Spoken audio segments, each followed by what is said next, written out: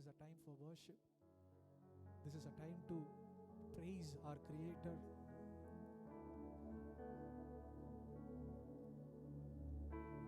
பரிசுத்தரை நோக்கி பார்ப்போமா? நல்லவரே, உம்மை ஆராதிக்க வந்திருக்கிறோம் அப்பா. எங்க இருதயங்களை திறந்து கொடுங்க, கேட்போமா? Lord, we want to worship you. ஆவியோடு உண்மையோடு உம்மை ஆராதிக்கணும்ப்பா.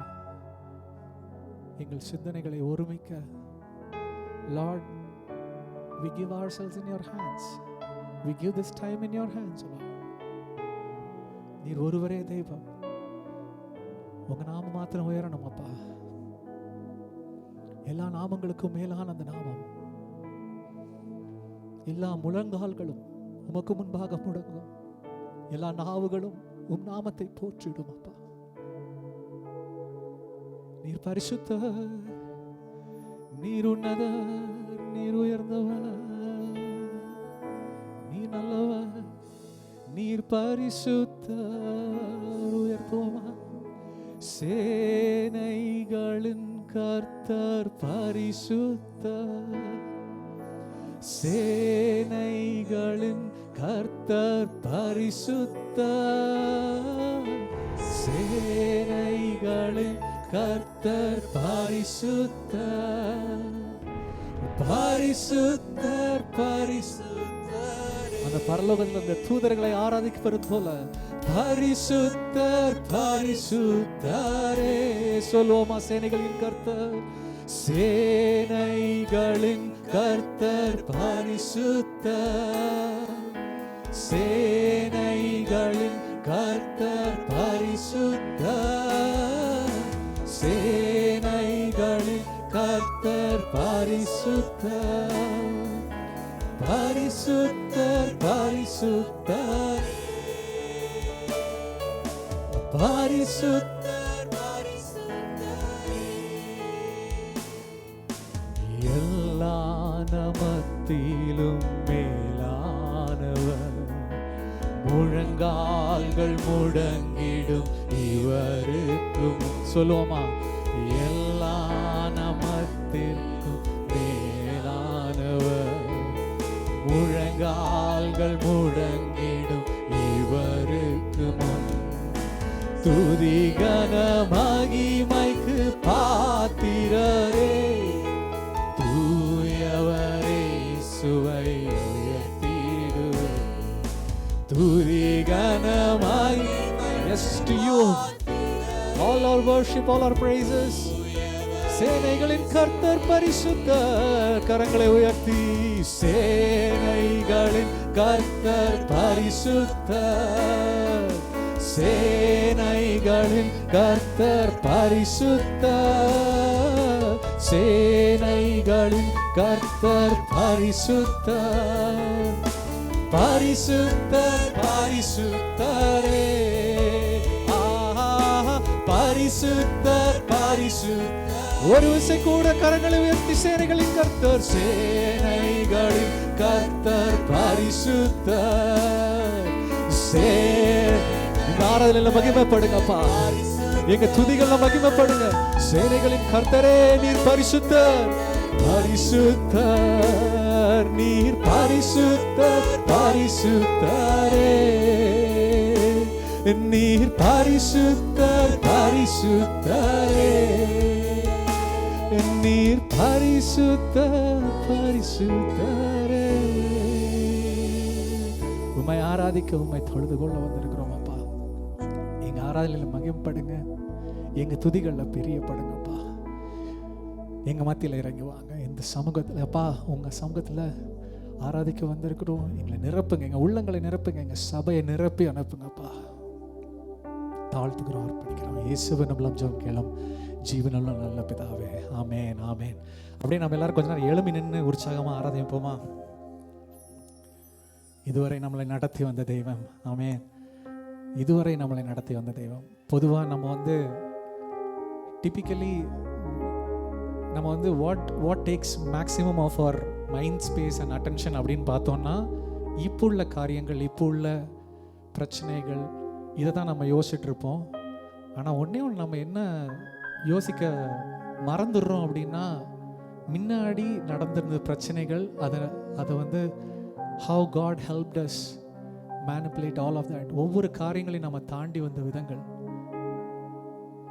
இதேமாரி தான் இஸ்ரவேல் ஜனங்கள். நான் வந்து நிறைய முறை அந்த கானான் பிரயாணத்தை பற்றி படிக்கும்போது a lot of things are applicable in our lives too. நிறைய காரியங்கள். ஒரே ஒரு எக்ஸாம்பிள் சொல்லுவேன். என்னோட டெஸ்டிமனி இது. 6th படிக்கும்போது ஒரு நாள் ஞாபகம் இருக்குது. எனக்கு வந்து மேத்ஸ் சுத்தமாக வராது. டீச்சர் என்ன சொல்லி கொடுக்குறாங்கன்னு கூட எனக்கு புரியாது. ஒரு நாள் ஒரு ஹாஃப் இயர்லி எக்ஸாம் நினைக்கிறேன், 6th படிக்கும்போது தான் கொஸ்டின் பேப்பர் வந்துருச்சு. அந்த கொஸ்டின் பேப்பரில் அதுக்கு என்ன எழுதணும்னு தெரியல. பாதி கொஸ்டின் கூட எனக்கு புரியல. அவ்வளோ ஒரு ரொம்ப மோசமான நிலைமையில் இருந்தேன். ஒரு mathematically quantitatively I was very weak. அந்த இடத்துல நான் அப்படியே உடஞ்சு எனக்கு இன்னும் ஞாபகம் இருக்குது. 6th ஒரு ப்ராப்ளி ஒரு 20 years back it is. But அந்த இடத்துல நான் உடஞ்சி, அந்த இடத்துல எனக்கு இன்னும் ஞாபகம் இருக்குது. அந்த இடத்துல நான் ப்ரேயர் பண்ணது, God I don't know how to solve this. எனக்கு மேத்ஸ் புரியல. எங்கள் கேட்டிருக்க கேள்வி கூட எனக்கு புரியலப்பா. ஒருவேளை நான் பெரிய பக்தியோடு நான் ஜெபிச்சேன்னுலாம் சொல்ல முடியாது. But I could tell in front of his presence, I could tell then on. என்னைக்கு ஒரு நாளில் மாறிச்சான்னு தெரியாது, எப்போ மாறிச்சுன்னு தெரியாது. But when I look back at my life, I knew in 10th standard, 12th standard, I was one of the most sought-after person in my class when it comes to mathematics. 10th 99% கொடுத்தாரு, 12th 99% கொடுத்தாரு மேத்ஸில். அதோட any competitive exams maths was my easiest thing to go. என்னைக்கு நடந்துச்சு, எப்போ மாற்றினாரு தெரியாது. ஆனால் I can't சே நான் வந்து நான் இதெல்லாம் பண்ணேன், இந்த காரியங்கள் ரொம்ப சிறப்பாக பண்ணேன், அதனால மாறிச்சு. எதுவுமே கிடையாது. when it was his time to change things. நான் ஒரு உதாரணமாக தான் இதை பற்றி நான் இந்த ஆராதனை பற்றி நான் இந்த பாட்டெல்லாம் எடுத்துகிட்டு இருக்கும்போது I was thinking how God even changed the smallest things in our lives. ஏன்னா இப்போ ஒவ்வொரு வேறு காரியங்களை குறித்து நம்ம ஜெபிப்பது உண்டு, யோசிப்பது உண்டு. But the things that he has solved for us, when we just take a moment to look back, எது நடந்தனாலும், அந்த அக்னியில் நடந்து வந்த போதும், எந்த சோதனைகளையும் நம்ம மேற்கொள்ளமில்லை. ஏன்னா நம் தேவன் யாரு? நம்ம ஆராதிக்கிற தேவன் பெரியவர். ஆமென். உற்சாகமாக ஒரு பாட்டு பாட போறோம். அக்கினியில் நடந்து வந்தோம், ஆனால் சேதம் ஒன்றும் இல்லையப்பா. நீரில் நடந்து வந்தோம், ஆனால் முழுகவில்லையப்பா. உங்க கிருபை எங்களை விட்டு ஒரு பொழுதும் விலகலப்பா. உங்க கிருபை எங்களை விட்டு உண்மை பொழுதும் விலகல. ஏன்னா எங்கள் தேவன் நீ, எங்கள் ராஜா நீ. நாங்கள் போற்றிடும் எங்கள் கண்மலையும் நீ. எங்கள் தேவன் நீ, எங்கள் ராஜா நீ. நாங்கள் போற்றிடும் எங்கள் கண்மலையே. பலவித சோதனையா புடமிடப்பட்டோமையா. எத்தனை உண்மை! பொன்னாக மாற்றி விட்டி, புது இருதயம் தந்து விட்டி. எங்கள் தலையை எண்ணெயினால் அபிஷேகம் செய்து விட்டி. எத்தனை உண்மை! எங்கள் தலையை எண்ணெயினால் அபிஷேகம் செய்து. எங்கள் தேவன் நீ, எங்கள் ராஜா நீ. நாங்கள் போற்றிடும் எங்கள் கண்மலை. எங்கள் தேவன் நீ, எங்கள் ராஜா நீ. நாங்கள் போற்றிடும் எங்கள் கண்மலை. வருடங்களை உமது கிருபையினால் கடந்தோ. உண்மைதானே? இனி வரும் நாட்களெல்லாம் உங்க மகிமைதனை காண். ஒரு வயசை கூட வருடங்களை உமது கிருபையினால் கடந்தோ. இனி வரும் நாட்களெல்லாம் உங்க மகிமைதனை காண்போ. எங்கள் ஆயுள் உள்ளவரை இயேசு நாமத்தை உயர்த்திடுவோ. எங்கள் ஆயுள் we lift you high. எங்கள் தேவன் நீ, எங்கள் எங்கள் ராஜா நீர், நாங்கள் போற்றிடும் எங்கள் கண்மலை, எங்கள் தேவன் நீர், எங்கள் ராஜா நீர், நாங்கள் போற்றிடும் எங்கள் கண்மலை நீர். ஒரு விஷயம் கூட, வருடங்களை உமது கிருபையினால் கடந்தோ, இனி வரும் நாட்களெல்லாம் உங்க மகிமைதனை காண்போம். எங்கள் ஆயுள் உள்ளவரை இயேசு நாமத்தை உயர்த்திடுவோம். எங்கள் ஆயுள் உள்ளவரை இயேசு நாமத்தை, எங்கள் தெய்வம், எங்கள் தேவன் நீர், எங்கள் ராஜா நீர், நாங்கள் போற்றிடும் எங்கள் கண்மலை, எங்கள் தேவன் நீர், எங்கள் ராஜா நீர், நாங்கள் போற்றிடும் எங்கள் எங்கள் தெய்வம், எங்கள் தேவன் நீர், எங்கள் ராஜா நீர், நாங்கள் போற்றிடும் எங்கள் கண்மலை, எங்கள் தேவன் நீர், எங்கள் ராஜா நீர், நாங்கள் போற்றிடும் எங்கள் கண்மலை நீர். உமக்கு ஆராதனை, நன்றி. இதுவரை எங்களை நடத்தி வந்த தெய்வம் உமக்கு நன்றி. அக்னியில் நடந்து வந்த போதும் அது எங்களை சேதப்படுத்தல. ஆமென். சங்கீதம் 66ல் தாவீது நிறைய பாதைகளை கடந்து வரும்போது இதை பற்றி எழுதுறாரு. ஃபுல்லாக நான் படிக்கல. தேவனே, எங்களை சோதித்தீர், புடமிட்டீர், வலையில் அகப்படுத்தி பாரத்தை ஏற்றினீர், மனுஷர் எங்கள் தலைகள் மேல் ஏறி போக பண்ணினீர், தீயையும் தண்ணீரையும் கடந்து வந்தோம். அவரோட வாழ்க்கையில் நடக்கிறதெல்லாம் ஒரு பொயட்டிக்கா சித்தரிக்கிறார் அப்படியே. ஆனா கடைசியில் என்ன சொல்றாருன்னா 12வது வருஷத்தோட அந்த எண்ட்ல, ஆனால் செழிப்பான இடத்துல எங்களை கொண்டு போய் சேர்த்தீர். அது எல்லாவற்றிலும் இட்ஸ் a journey. அக்கினி வழியா நடந்து போற மாதிரி இருக்கும், ஆனால் சேதப்படுத்துவதில்லை. தண்ணீர் வழியா தாண்டி போற மாதிரி இருக்கும். அந்த தண்ணியை பார்க்கிற அந்த கரத்தை பார்ப்பதில்லை. எந்த சேதமும் இல்லாமல் எங்களை நடத்தி கொண்டு போகிறீர். உம்முடைய கிருபைக்காக, அவருடைய உம்முடைய கிருபைக்காக அப்பா. எத்தனையோ சேதங்கள் வந்ததப்பா, எத்தனையோ கஷ்டங்கள் வந்ததப்பா, எத்தனையோ வியாதிகள் வந்ததப்பா. உம்முடைய கரம் மாத்திரம் எங்களை பிடித்திருந்தது. நாங்கள் வியாதிகளை பார்த்தோம், அக்கினியை பார்த்தோம், தண்ணீரை பார்த்தோம் அப்பா. But Lord, only one thing that held us throughout is only your hands. உம்முடைய கரம், உம்முடைய கிருபை.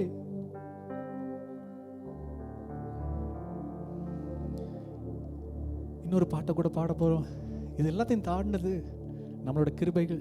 அவர் நமக்கு மேல வச்சிருந்த அந்த கிருபை, அது ரொம்ப ஒரு நல்ல கிருபை. இந்த பாட்டை நிறைய பேர் தெரிஞ்சிருக்குன்னு நினைக்கிறேன். உற்சாகமா இந்த பாட்டு கூட பாட போறோம். வல்ல கிருபை, நல்ல கிருபை, வழுவாமல் காத்த சுத்த கிருபை, அக்கினியில் வேகாமல் தாங்கும் கிருபை, தண்ணீரிலே மூழ்காமல் காத்த கிருபை. எத்தனை பேர் சொல்ல முடியும் அவரோட கிருபை மாத்திரம் தான் என்ன தாங்குச்சு? எத்தனையோ சேதங்கள் வந்த போதும், எத்தனையோ வியாதிகள் வந்த போதும், எத்தனையோ இக்கட்டு வந்த போதும் தாங்கினது அவரோட கிருபை மாத்திரம். உற்சாகமா அவர் ஆராதித்து பாடுவோமா? வல்ல கிருபை, நல்ல கிருபை, வழுவாமல் காத்த சுத்த கிருபை, தண்ணீரிலே மூழ்காமல் தாங்கும் கிருபை. ஒரு விஷயம் கூட, வல்ல கிருபை, நல்ல கிருபை, வழுவாமல் காத்த சுத்த கிருபை, அக்கினியில் வேகாமல் காத்த கிருபை, தண்ணீரிலே மூழ்காமல் தாங்கும் கிருபை. உங்க கிருபை என்னை தாங்கிடுதே, உன் கிருபை என்னை நடத்திடுதே, உன் கிருபை என்னை தாங்கிடுதே, கிருபை என்னை அவரை உயர்த்தி அல்லே அல்லே லூயா, அல்லே அல்லே லூயா, அல்லே அல்லே லூயா, அல்லே அல்லே லூயா. பலவித சோதனை நெருக்கிய நேரங்கள் கிருபை தாங்கினரே.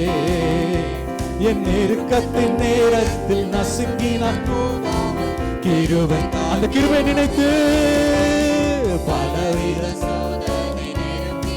எத்தனை உண்மை கிருபை தாங்கினரே. என் நெருக்கத்தின் நேரத்தில் நசுங்கினான் போகாமல் கிருபை தாங்கி. அல்லே அல்லேலூயா அல்லே அல்லேலூயா அல்லே அல்லேலூயா அல்லே அல்லேலூயா. வல்ல கிருபை வல்ல கிருபை நல்ல கிருபை வழுவாமல் காத்த சுத்த கிருபை. அக்கினியில் வேதாமல் காத்த கிருபை. தண்ணீரிலே மூழ்காமல் காக்கும் கிருபை. வல்ல கிருபை வழுவாமல் காத்த சுத்த கிருபை. அக்கினியில் வேகாமல் காத்த கிருபை. தண்ணீரிலே மூழ்காமல் காக்கும் கிருபை. உங்க கிருபை என்னை தாங்கிடுதே. உன் கிருபை என்னை நடத்திடுதே. உங்க கிருபை என்னை உன் கிருபை என்னை நடத்திடுதே. அல்லே அல்லேலூயா அல்லே அல்லேலூயா அல்லே அல்லேலூயா அல்லே அல்லேலூயா. அக்கினியின் சூழலில் வெந்து வெந்து போகாமல் கிருபை தாங்கினரே. ஒரு மூடி கூட கருகாமல் புகை கூட அணுகாமல் கிருபை. எத்தனை உண்மை.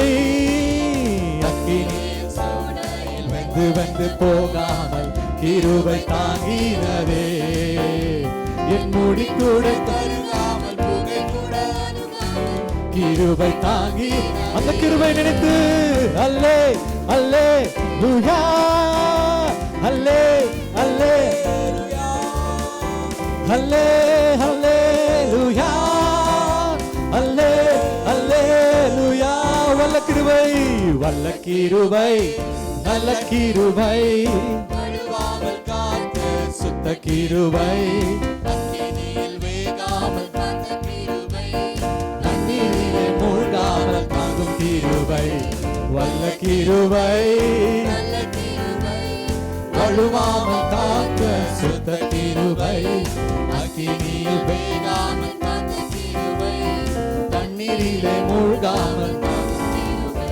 உங்க கிருபை என்னை தாங்கிடுதே. கிருபை என்னை நடத்திடுதே. உங்க கிருபை சொல்லுவோமா.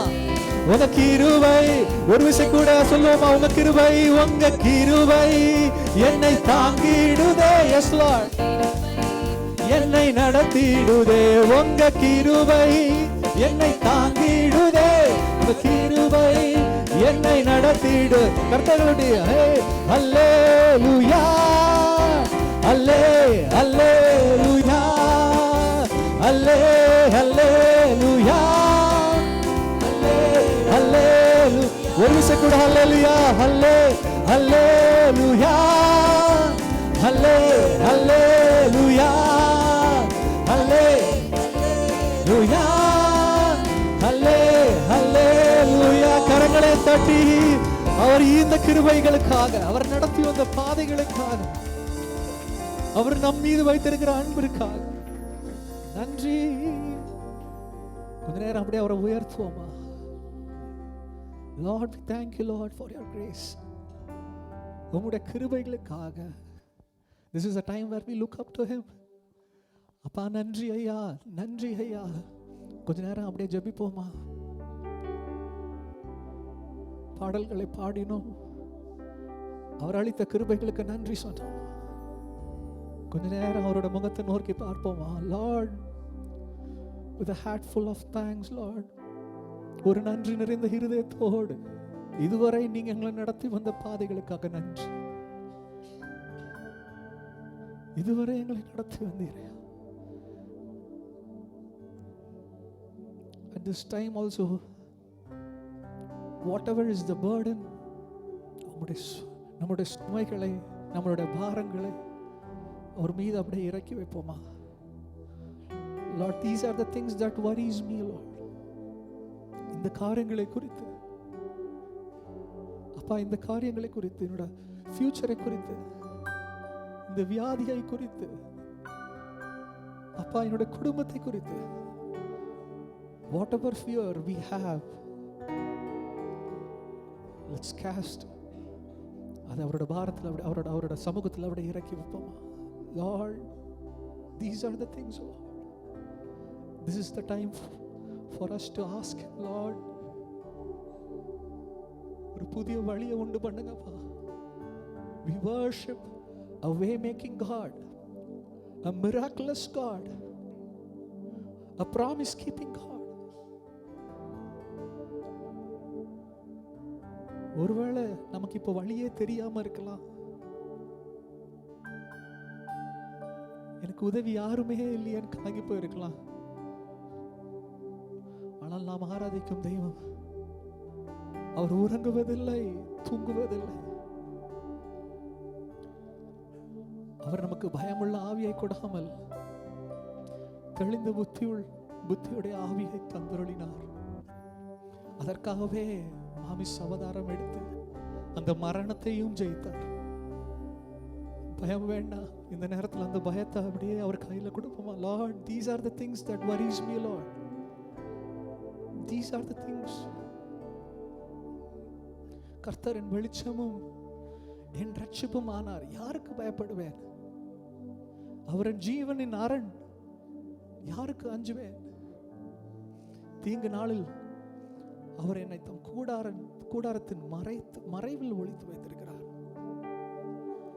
அவர் இரக்கம் அவருக்கு பயப்படுகிற அனைவருக்கும் தலைமுறையாய் உள்ளது. வார்த்தைக்காக நன்றி அப்பா. தலைமுறையாய்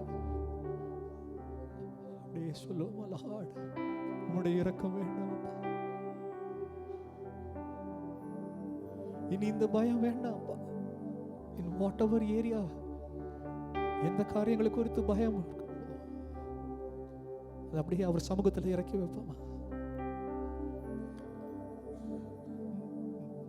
யாவே நீரென்றும் எங்கள் தெய்வம், தலைமுறை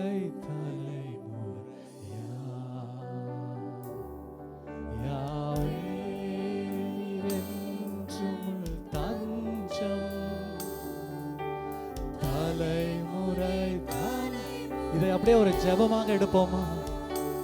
யாவே நீர் எங்கள் தெய்வம் அப்பா, பயம் எங்கள் வாழ்வில் இல்லை. இது ஒரு பாடலா பாடாம, let this be a prayer, let this be a time of surrendering, let this be a time where we proclaim Jesus is our God. Oh, we worship you, Yahweh. Yahweh, நீர் என்றும் என் தெய்வம், தலைமுறை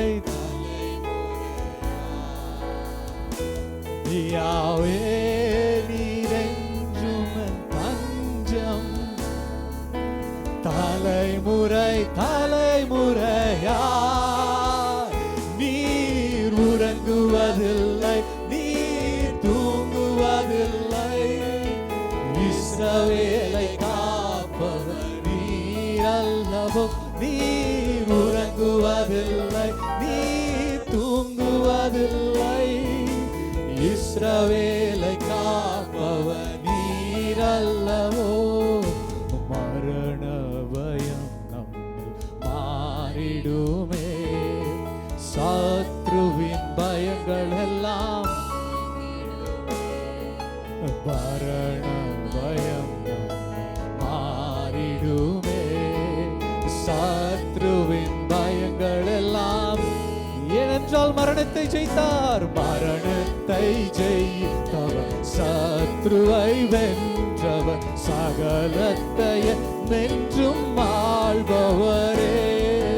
மரணத்தை ஜெயித்தவர், சத்ருவை வென்றவர். யாவே நீ எங்கள் தெய்வம், யாவே நீரே எங்கள் தெய்வம்.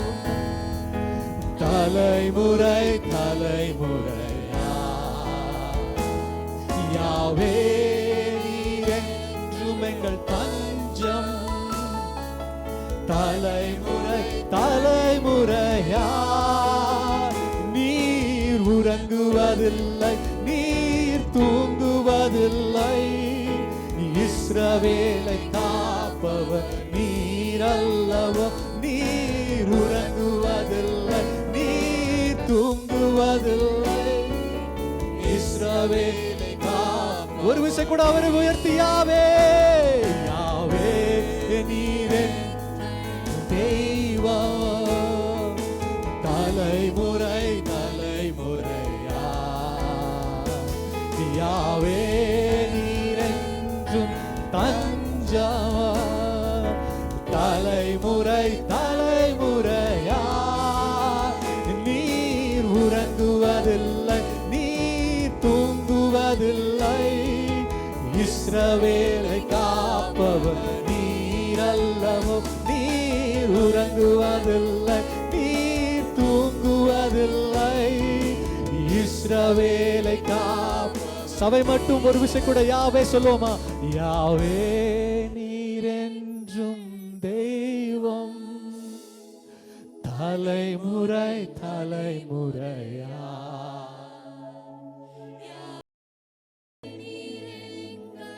அஞ்சம். விசுவாசத்தோடு தலைமுறை தலைமுறையா நீர் உறங்குவதில்லை, நீர் தூங்குவதில்லை.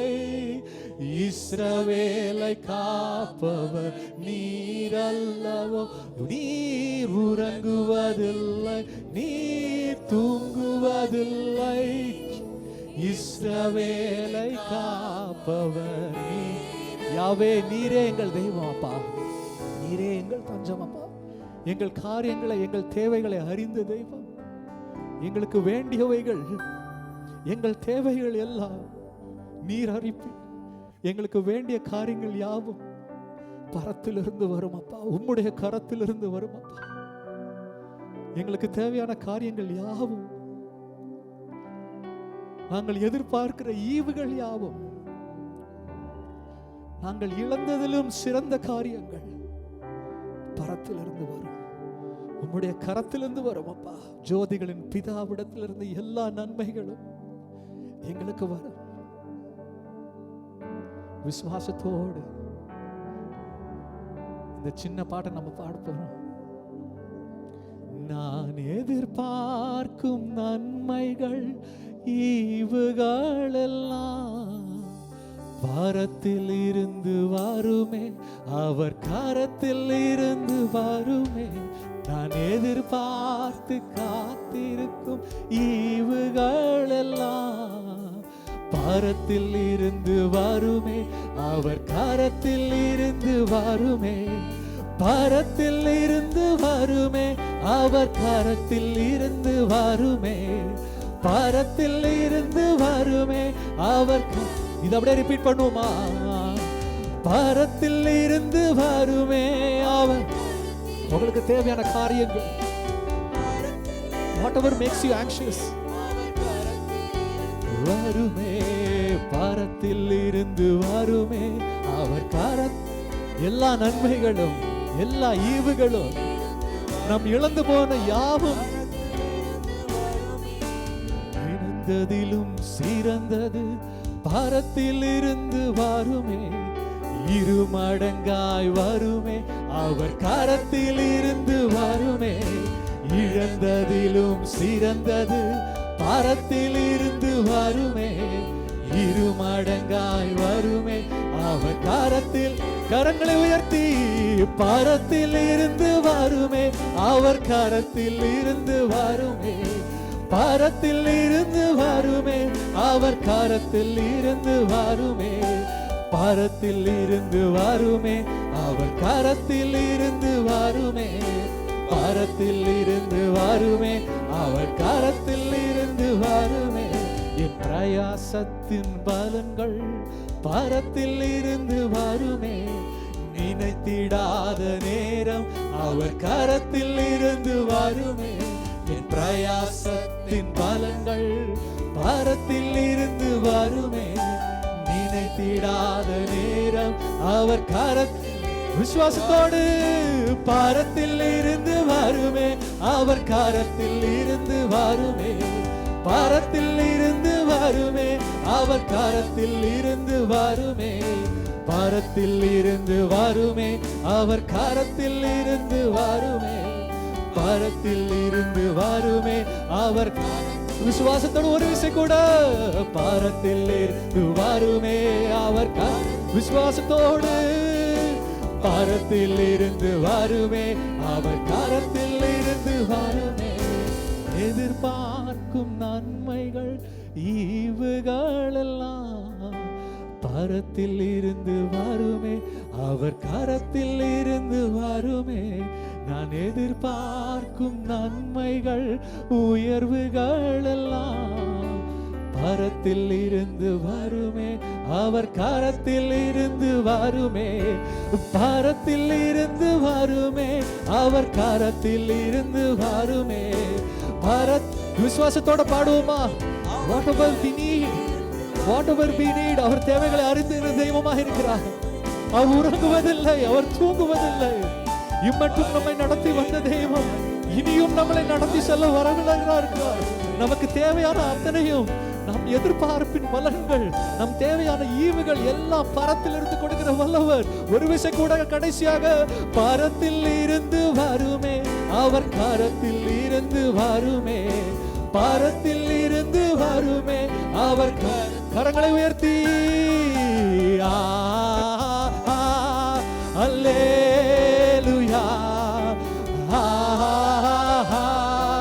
அல்லேலூயா,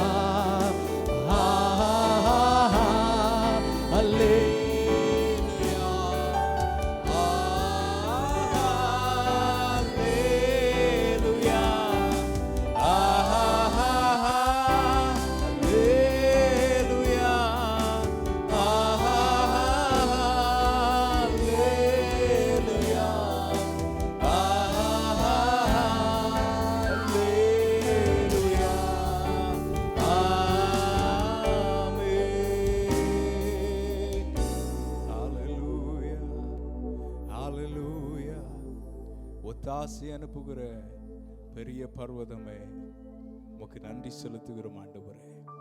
வானமும் பூமியும் படைத்தவர், எங்களை மீட்டு கொண்டு சொந்தமாக்கினவர், எங்கள் காரியங்களை அறிந்திருக்கிறவர், என்னை நன்றாய் அறிந்திருக்கிற தகப்பன் எனக்கு இருக்கிறார் என்கிற விசுவாசம் உள்ளவர்கள் கரங்களை தட்டி அந்த தேவாதி தேவனுக்கு மகிமையை செலுத்தி, என் மேல் அக்கறையாயிருந்து என்னை நடத்துகிறவர், கண்ணை வைத்து ஆலோசனை சொல்லுகிறவர், உமக்கு நன்றி செலுத்துகிறோம் ஆண்டவரே. உமக்கு நன்றி செலுத்துகிறோம் ஆண்டவரே. உமக்கு நன்றி செலுத்துகிறோம் ஆண்டவரே. ஹல்லேலூயா. நல்லவரே, வல்லவரே, ஆராதனை ஆராதனை. நல்லவரே, வல்லவரே, ஆராதனை ஆராதனை. இரட்சகரே, இயேசுநாதா,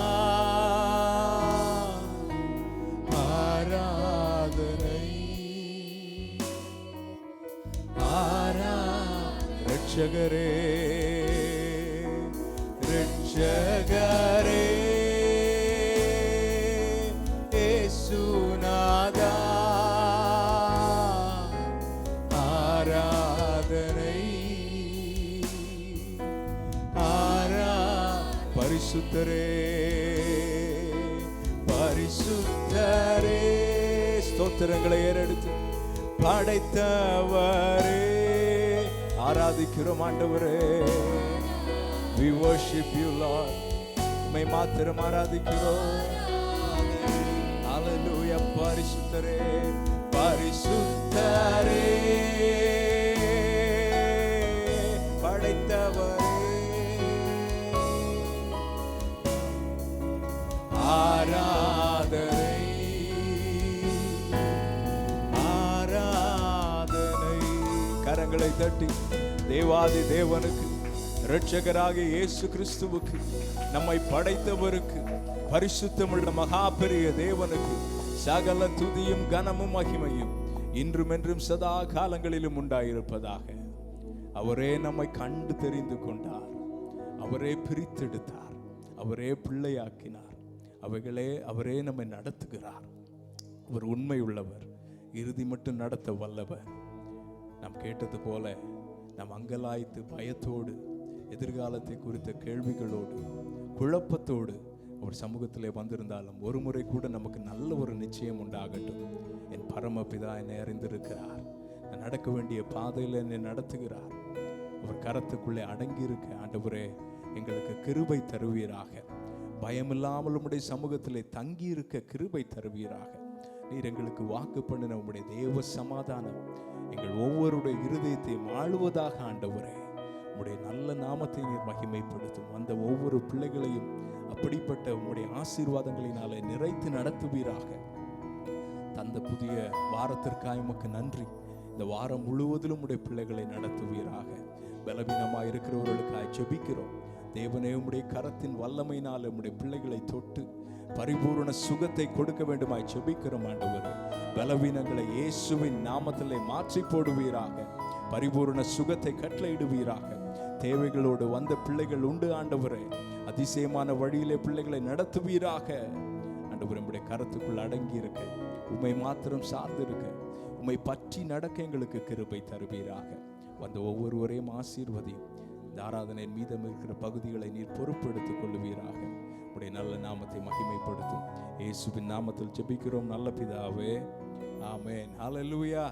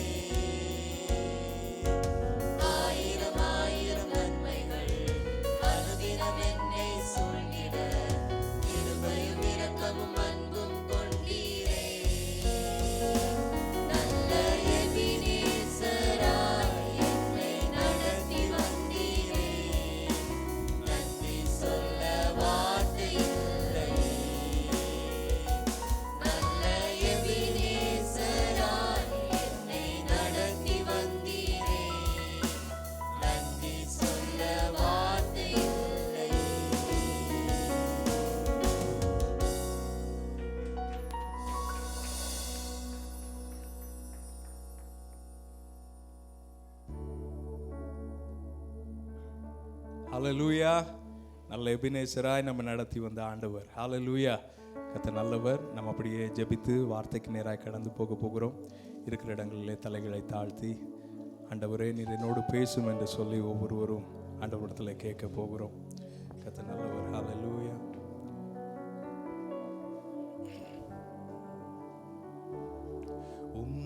வசனம் தியானிக்கையில் இதயமதில் ஆறுதலே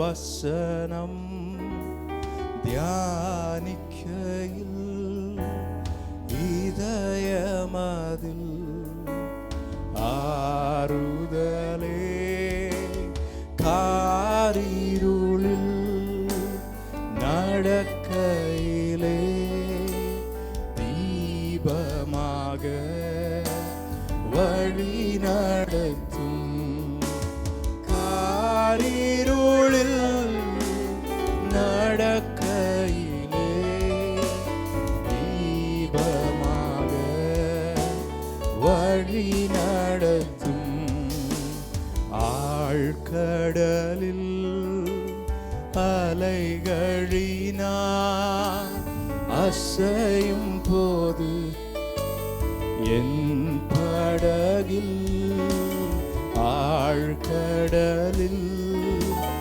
அலைகளினா அசையும் போது என் படகில் ஆத்ம நண்பன் இயேசு உண்டு சேர்ந்திடுவே அவர் சமூகம் ஆத்ம நண்பன் இயேசு உண்டு சேர்ந்திடுவே அவர் சமூகம் திருக்கரத்தா தாங்கி என்னை திரு சித்தம் போ நடத்திடுமே திருக்கரத்தா. எல்லாரும் கேட்கலாமா? ஆண்டவரே உடைய கரத்திலே தருகிறோம் ஆண்டவரே, களிமண்ணாய் தருகிறோம். ஓ குயவன் கையில் களிமண்ணா அனுதினம் நீ வனைந்திடுமே. குயவன் கையில் களிமண்ணா அனுதினம் நீ. நல்ல குயவனே, எங்களை படைத்தவரே, உடைய கரத்தில் எங்களை அர்ப்பணிக்கிறோம் ஆண்டவரே. உடைய வசனம் எங்கள் கால்களுக்கு தீபம், எங்கள் பாதைக்கு வெளிச்சமாயிருப்பதற்காய் நன்றி. அந்த வெளிச்சத்தை நாங்கள் காணும்படியாய் எங்கள் கண்களை திறந்தருளுவீராக. ஆண்டவரே, இந்த வாரத்தில் நீங்கள் கூட்டிக் கொண்டு வந்த ஒவ்வொரு பிள்ளைகளுக்காய் உமக்கு நன்றி செலுத்துகிறோம். ஆண்டவரே, இந்த பிறந்த நாள் கொண்டாடுகிற தாயாருக்காய் ஜெபிக்கிறோம். நல்ல சுகமும் பலமும் ஜீவனும் ஆரோக்கியமும் கொடுத்து ஆண்டவரே, உம்முடைய சித்தம் வாழ்க்கையிலே பூரணமாய் நிறைவேறும்படியாய் உடைய நாமத்தினாலே நான் வாழ்த்தி ஆசீர்வதிக்கிறோம். கண்மணி போல காத்து கொள்ளுவீராக. அதே போல ஆண்டவர் இங்கு வந்திருக்கிற ஒவ்வொரு குடும்பங்கள் மேலும் தேவ கிருபை பாதுகாவல் இருக்கும்படியாய் ஜெபிக்கிறோம். இப்பொழுதும் ஆண்டவரே, நாங்கள் தியானிக்க போகிற உடைய வார்த்தையின் மூலமாய் ஒவ்வொரு பிள்ளைகளுக்கும் ஏற்றாற் போல பரிசுத்த ஆவியான இருதயத்திலே இடைப்படும்படியாய் நாங்கள் கெஞ்சி கேட்கிறோம். ஆண்டவரே, உடைய நல்ல நாமத்தை நீர் மகிமைப்படுத்தும். இயேசுவின் நாமத்தில் ஜெபிக்கிறோம் பிதாவே, ஆமேன். ஹல்லேலூயா. கர்த்தர் நல்லவர். நீங்கள் அறிந்திருக்கிறபடி இன்றைக்கி லிங்கராஜபுரத்தில் இந்த எக்ஸாம் எழுதுகிற பிள்ளைங்களுக்காக ஒரு ஸ்பெஷல் மீட்டிங் இப்போ 10:30 11:30 வரை இருந்தனால பாஸ்டர் இன்றைக்கி வர முடியவில்லை. அதனால் ஆண்டவர் நமக்கு தேவையான வார்த்தைகளை தருவாராக. நம் தியானத்துக்கு எடுத்துக்கொள்வோம். லூக்கா 5வது அதிகாரத்தின் 1வது வசனம் முதல் 11வது வசனம் வரை. வேதம் வைத்திருக்கிற எல்லாரும் தயவாய் எடுத்துக்கொள்ளும்படி அன்பாய் கேட்கிறேன். எல்லாருக்கும் தெரிந்த ஒரு சண்டே ஸ்கூல் பாடம்தான். ஆண்டவர் நம்மோடு பேசுவாராக. லூக்கா 5வது அதிகாரத்தின் 1வது வசனம் முதல் 11வது வசனம் வரை நாம் சேர்ந்து வாசிக்க போகிறோம். பின்பு அவர் கெனசரேத்து கடல் அருகே நின்றபோது திரளான ஜனங்கள் தேவ வசனத்தை கேட்கும்படி அவரிடத்தில் நெருங்கினார்கள். அப்பொழுது கடற்கரையிலே நின்ற 2 படவுகளை கண்டார். மீன் பிடிக்கிறவர்கள் அவைகளை விட்டிறங்கி வலைகளை அலசி கொண்டிருந்தார்கள். அப்பொழுது அந்த படவுகளில் ஒன்றில் ஏறினார். அது சீமோனுடையதாயிருந்தது. அதை கரையிலிருந்து சற்றே தள்ளும்படி அவனை கேட்டுக்கொண்டு அந்த படவில் உட்கார்ந்து ஜனங்களுக்கு போதகம் பண்ணினார். அவர் போதகம் பண்ணி முடித்த பின்பு சீமோனை நோக்கி, ஆழத்திலே தள்ளி கொண்டு போய் மீன் பிடிக்கும்படி உங்கள் வலைகளை போடுங்கள் என்றார். அதற்கு சீமோன், ஐயரே, ராம் முழுவதும் நாங்கள் பிரயாசப்பட்டும் ஒன்றும் அகப்படவில்லை. ஆகிலும் உம்முடைய வார்த்தையின்படியே வலையை போடுகிறேன் என்றார். அந்தபடியே அவர்கள் செய்து தங்கள் வலை கிழிந்து போகத்தக்கதாக மிகுதியான மீன்களை பிடித்தார்கள். அப்பொழுது மற்ற படவில் இருந்த கூட்டாளிகள் வந்து தங்களுக்கு உதவி செய்யும்படி சைகை காட்டினார்கள். அவர்கள் வந்து 2 படவுகளும் அமிழத்தக்கதாக நிரப்பினார்கள். சீமோன் பேதுரு அதை கண்டு இயேசுவின் பாதத்தில் விழுந்து, ஆண்டவரே, நான் பாவியான மனுஷன், என்னை விட்டு போக வேண்டும் என்றான். அவர்கள் திரளான மீன்களை பிடித்தது நிமித்தம் அவனுக்கும் அவனோடு கூட இருந்த யாவருக்கும் பிரமிப்பு உண்டானபடியினால் அப்படி சொன்னான். சீமோனுக்கு கூட்டாளிகளான செபதேவியின் குமாரராகிய யாக்கோபும் யோவானும் அந்தபடியே பிரமித்தார்கள். அப்பொழுது இயேசு சீமோனை நோக்கி, பயப்படாதே, இது முதல் நீ மனுஷரை பிடிக்கிறவனாயிருப்பாய் என்றார். அவர்கள் படவுகளை கரையிலே கொண்டு போய் நிறுத்தி எல்லாவற்றையும் விட்டு அவருக்கு பின் சென்றார்கள். இந்த கதை யாருக்கெல்லாம் தெரியாது அப்படின்னு கேட்டால் யாரும் கை தூக்க மாட்டோம். ஏன்னா சின்னதுலேருந்தே நம்ம படித்து பழகின ஒரு பகுதி. இதில் எத்தனை பேர் மெசேஜ் கேட்டிருக்க மாட்டீங்கன்னு கேட்டாலும் யாரும் கை தூக்க மாட்டோம். ஏன்னா நம்ம ரொம்ப இன்ட்ரெஸ்டிங்காக சொல்லக்கூடிய ஒரு மெசேஜஸில் ஒரு மெசேஜ் இந்த மெசேஜ். வெறுமையான உன் படகை இயேசு வந்து நிரப்பினார், வலை கிழிந்து போகத்தக்கதாய் ஆண்டவர் நிரப்புவார். அப்படிலாம் எத்தனை மெசேஜ் நம்ம கேட்டிருப்போம்ல. இது வந்து ரொம்ப காமனாக நம்ம அதிகமாக கேட்டு பழகின ஒரு பகுதி. ஆனாலும் ஆண்டவர் இந்த வாரத்தில் எனக்கு நான் இந்த ஞாயிற்றுக்கிழமைக்காக ஜெபிக்கும் போது ஆண்டவர் எனக்கு ஞாபகப்படுத்தின ஒரு பகுதியை நான் உங்களோடு ஆண்டவர் எனக்கு வெளிப்படுத்தின பிரகாரமாக நான் சொல்ல விரும்புகிறேன். முதலாவது அதில் நாம் கவனிக்க வேண்டிய ஒரு காரியம் பாருங்கள். அங்கே அந்த கதை எல்லாருக்கும் தெரியும், அதனால் வேகமாக சொல்லி போகிறேன். இப்போ இதுக்கு முன்னாடி இயேசு பேதுருவை பார்ப்பதற்கு முன்பாக என்ன நடக்குதுன்னா, பேதுரு, அவருடைய சகோதரர் அந்திரேயா, யோவான், யாக்கோபு, இவங்கெல்லாம் அங்கே இருக்கிற மீனவர்கள். அவங்களுக்கு தெரிந்த அளவுக்கு கடல் வேற யாருக்கும் தெரியாது. ஏன்னா அவங்க பிறந்து வளர்ந்து அவங்க தொழில் எல்லாமே மீன் பிடிக்கிற தொழில் தான். அப்போ ஒரு நாள் ராத்திரி இந்த மாதிரி ஃபுல்லாக பிரயாசப்பட்டு ராத்திரி முழுவதும் பேதுருவை பாருங்கள், அவர் சொல்கிறார் ஆண்டவர்கிட்ட, நான் ராத்திரி முழுவதும் பிரயாசப்பட்ட ஆண்டவரே, ஒன்று கூட அகப்படவில்லை. இது ரொம்ப ஸ்ட்ரேஞ்சாக இருந்திருக்கும். ஏன்னா மீனவர்களுக்கெல்லாம் அவங்களுக்கு தெரியும் எங்கே போய் எப்போ போடணும் அப்படிங்கிற ஒரு ஐடியாலாம் ஓரளவுக்கு தெரியும். ஒருவேளை கொஞ்சம் குறையலாம், அவங்க நினச்ச மாதிரி வரலாம். ஆனால் ஒன்றுமே அகப்படாத ஒரு ராத்திரி முழுவதும் பிரயாசப்பட்டு பேதுரு வந்து நிற்கும்போது தான் இயேசு இப்போ அந்த இடத்துக்கு வரார். வந்து பார்க்குறார். பார்க்கும்போது பாருங்கள், நம்ம வேதத்தில் சொல்லப்பட்டிருக்கு 2 படவுகளை கண்டார். ஆனால் நமக்கு தெரியும் அது படகு மீன் பிடிக்கிற ஒரு இடமா இருந்துன்னா 2 படகுகள் அங்கே நிற்கிறது, ஏராளமான படகுகள் நிற்கும். 2 மீனவர்கள் அல்ல அங்கே நிற்கிறது, ஏராளமான மீனவர்கள். ஏன்னா நீங்கள் எப்போவுமே மீன் பிடிக்கிற ஏதாவது இடத்துக்கு போயிருந்தீங்கன்னா தெரியும், அங்கே ஏதோ 1-2 பேரில் அங்கே மீன் பிடிக்கிறவர்கள். அந்த ஊர் மொத்த ஊருமே மீன் பிடிக்கிற ஊராக தான் இருக்கும். ஏன்னா அவங்களோட தொழில் அது. அப்போ நீங்கள் இங்கே இந்த ஒரு இடத்தை நீங்கள் யோசிக்கும் போது பார்த்தா அங்கே பல படவுகள் நின்றுருக்கணும், பல மீனவர்கள் நின்றுருக்கணும். ஆனால் இங்கே தான் ஏன் ஆண்டவர் சீமோனுடைய படகை தெரிந்தெடுத்தார் அப்படின்னு சொல்லி வசனத்தில் எதுவுமே சொல்லலை. அவர் 2 படகுகளை கண்டார், அதில் ஒன்றில் ஏறிக்கொண்டார். அடுத்த வசனம் சொல்லுது, அது சீமோனுடையதாய் இருந்தது. இது ஏதேச்சையாய் நடந்தது அல்ல. அதுதான் நமக்கு நல்லா தெரியணும். நம்முடைய வாழ்க்கையில் ஆண்டவர் நம்மை தெரிந்தெடுத்ததோ, நம்முடைய வாழ்க்கையில் அவர் தெரிந்தெடுத்து பார்த்து செலக்ட் பண்ணது ஏதேச்சையாய் நடந்தது அல்ல. பேதுருவுக்கு ராத்திரி முழுவதும் பிரயாசப்பட்டு ஒன்றும் கிடைக்கலன்னு இயேசுகிட்ட சொல்கிறதுக்கு முன்னாடி இயேசுவுக்கு தெரியும் ஒன்றும் கிடைக்காதனால தான் அங்கே போய் அன்னைக்கு நான் உன் படகை சூஸ் பண்ணவே செஞ்சேன்னு சொன்னால் ஆண்டவருக்கு தெரியும். பாருங்கள், இதில் தான் நம்முடைய ரட்சிப்பில் மறைந்திருக்கிற அந்த கிருபையை குறித்து நாம் பார்க்க வேண்டும். நமக்கு சும்மா தோணும், பேதுரு ரொம்ப தெரிஞ்சவர், பேதுருவோட படகு ஆண்டவருக்கு ரொம்ப தெரிஞ்ச சீஷன் ஆனதுக்கப்புறம் ஒருவேளை பேதுருவுக்கு படகு ஆண்டவர் கேட்டிருந்தாருன்னா நம்ம அப்படி யோசிக்க வேண்டிய தேவை வந்திருக்காது. ஆனால் இது வரைக்கும் பேதுருவுக்கு இயேசுவை பற்றி ரொம்ப தெரியாது.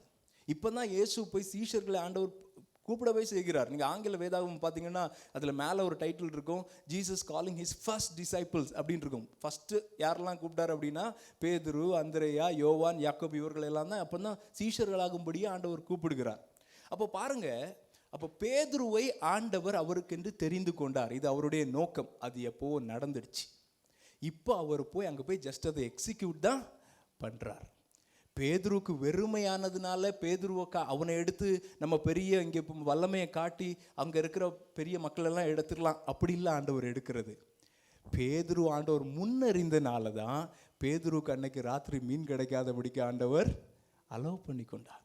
நீங்கள் பாருங்கள், நீங்கள் ரட்சிக்கப்பட்ட எல்லாருமே ரட்சிக்கப்பட்டவங்கன்னு விசுவாசிக்கிறேன். நீங்கள் யோசித்து பாருங்கள், உங்கள் தனிப்பட்ட வாழ்க்கையில் எப்போ ஆண்டவரோட உங்கள் வாழ்க்கையை கொடுத்துருப்பீங்கன்னு யோசித்து பாருங்கள். நம்மளோட வீக்கஸ்ட் பாயிண்ட்லேயா இருக்கும். எதர் எமோஷ்னலியா, இல்லைன்னா ஃபிசிக்கலி, இல்லைன்னா ஃபினான்ஷியலி, ஏதோ ஒரு பகுதியில் நம்ம ரொம்ப வீக்கஸ்ட்டாக இருந்த டைமில் பார்த்து தான் ஆண்டவர் நம்மளை அவருக்குன்னு பிக் பண்ணி எடுத்துருக்கிறதுக்கு தோணும். அதுதான் கிருபை. பாருங்கள், நம்மளை ஆண்டவர் தெரிந்து கொண்டது நம்ம ஏதோ எல்லாத்துலேயும் ரொம்ப பயங்கரமாக இருந்து ஆண்டவருக்கென்று ஓடி ஆண்டவருடைய நாமத்தை மகிமைப்படுத்தி எல்லாம் பயங்கரமாக செஞ்சு அவர் உடனே ஓகே இவன் பரவாயில்ல அப்படின்னு சொல்லி நம்மளை தெரிந்தெடுக்கவில்லை. ஏன் தெரிந்தெடுத்தார் என்பது நாம் நித்தியத்தில் அவர்கிட்ட போகும்போது மட்டும்தான் நமக்கு அது புரியும். அது வரைக்கும் இந்த வாழ்க்கையில் எப்படி நான் ரட்சிக்கப்பட்டேன் என்பதுக்கு அந்த கிருபையினுடைய அர்த்தம் நமக்கு புரியாது. அதனால தான் ரட்சிப்பை விட இந்த உலகத்தில் மேன்மையாய் கிறிஸ்தவனுக்கு ஒன்றும் கிடையாது.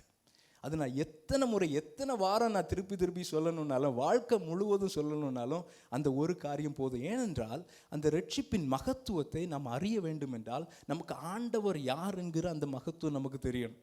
அது வரைக்கும் நமக்கு என்ன தோணும்னா, ஆமாம் நானும் கிறிஸ்தவன் தாங்க, நானும் ரட்சிக்கப்பட்டேன், ஏதோ ஒரு விதத்தில் ரட்சிக்கப்பட்டேன் அப்படின்னு தான் நம்ம யோசிச்சுட்டே போய் இருப்போமே தவிர, அவ்வளோ பெரிய ஆண்டவர் என்னை தெரிந்தெடுக்கும்படியாய், நான் அவரை ஏற்றுக்கொள்ளும்படியாய் என்னை ஒரு கடின பாதை வழியாய் கொண்டு வந்து, என்னை வீக்கஸ்ட்டாக நான் ரொம்ப சோர்ந்து போகிற ஒரு பாதையில் கொண்டு வந்து, நான் அப்போந்தான் அவரை ஏற்றுப்பேன்னு சொல்லி என்னை அதில் கொண்டு வந்து என்னை ஏற்றுக்க வச்சார். அப்படிங்கிறத நம்ம புரியணும்னா நமக்கு அந்த கிருபையின் மகிமை இன்னும் அதிகமாக வெளிப்படணும். அங்கே பாருங்கள், இங்கேயும் அப்படி தான். பேதுருக்கு ரொம்ப காமனாக இருந்திருக்கும். இயேசு அந்த கடற்கரையில் வராரு. ஏன்னா இயேசு அதிகமாக அங்கே போதிக்கிறத ஒரு வேளை பார்த்துருக்கலாம். இயேசு போதிக்கும் போது ஆண்டவர் கேட்டுருப்பார், எப்படியும் நான் உன் படகுல ஏறி இருந்து போதிக்கிறேன், ஏன்னா கூட்டம் வந்துடுச்சுன்னா. பேதுரு எப்படியும் பகலில் இப்போ மீன் பிடிக்க போக மாட்டேன், ஏன்னா ராத்திரி முழுவதும் மீன் பிடிச்சாச்சு. அப்போ பேதுரு என்ன சொல்கிறாரு, ஓகே ஆண்டவரே நீங்கள் யூஸ் பண்ணிக்கோங்கன்னு சொல்லியிருப்பார். அப்போ உள்ளே ஆண்டவர் உடனே ஃபஸ்ட்டில் போதிக்கிறார். பாருங்கள், நம்முடைய வாழ்க்கையில் அப்படி தான். நம்ம இதை எப்போவுமே நம்ம வாழ்க்கை கூட கம்பேர் பண்ணோன்னு வச்சுக்கோங்களேன். ஆண்டவர் நம்மை தெரிந்தெடுக்கிறார், உண்மை. பேதுரோட படகுல ஆண்டவர் ஏறினார், அது கிருபை. அந்த கிருபையை எப்போதுமே வாழ்க்கை முழுவதும் ஆண்டவர்கிட்ட கேட்டுகிட்டே இருக்கணும். ஆண்டவர் அந்த கிருபையின் மகத்துவத்தை நான் காணும்படியா என் கண்களை திறந்தருளும். ஆனால் பாருங்கள், ஏறிக்கொண்ட ஆண்டவர் அங்கே சும்மா இருக்க மாட்டார். ஏறிக்கொண்ட ஆண்டவர் என்ன செய்கிறார்? போதிக்கிறார். அவர் போதிக்கிறார். அங்கே இருக்கிறவங்களுக்கெல்லாம் போதிக்கிறார். எல்லாரும் இயேசு எப்போ போதிச்சாலுமே அங்கே இருக்கிறவங்களுக்கெல்லாம் ஆச்சரியம் அவர் போதனை. நம்முடைய வாழ்க்கையில் அப்படி தான். இயேசுவை நாம் எப்போ ஏற்றுக்கொண்டோமோ அந்தைய நாளிலிருந்து நம்முடைய ஆண்டவர் பேசுகிற ஆண்டவர். ஹல்லேலூயா. நம்முடைய ஆண்டவர் ஜீவன் உள்ள ஆண்டவர்.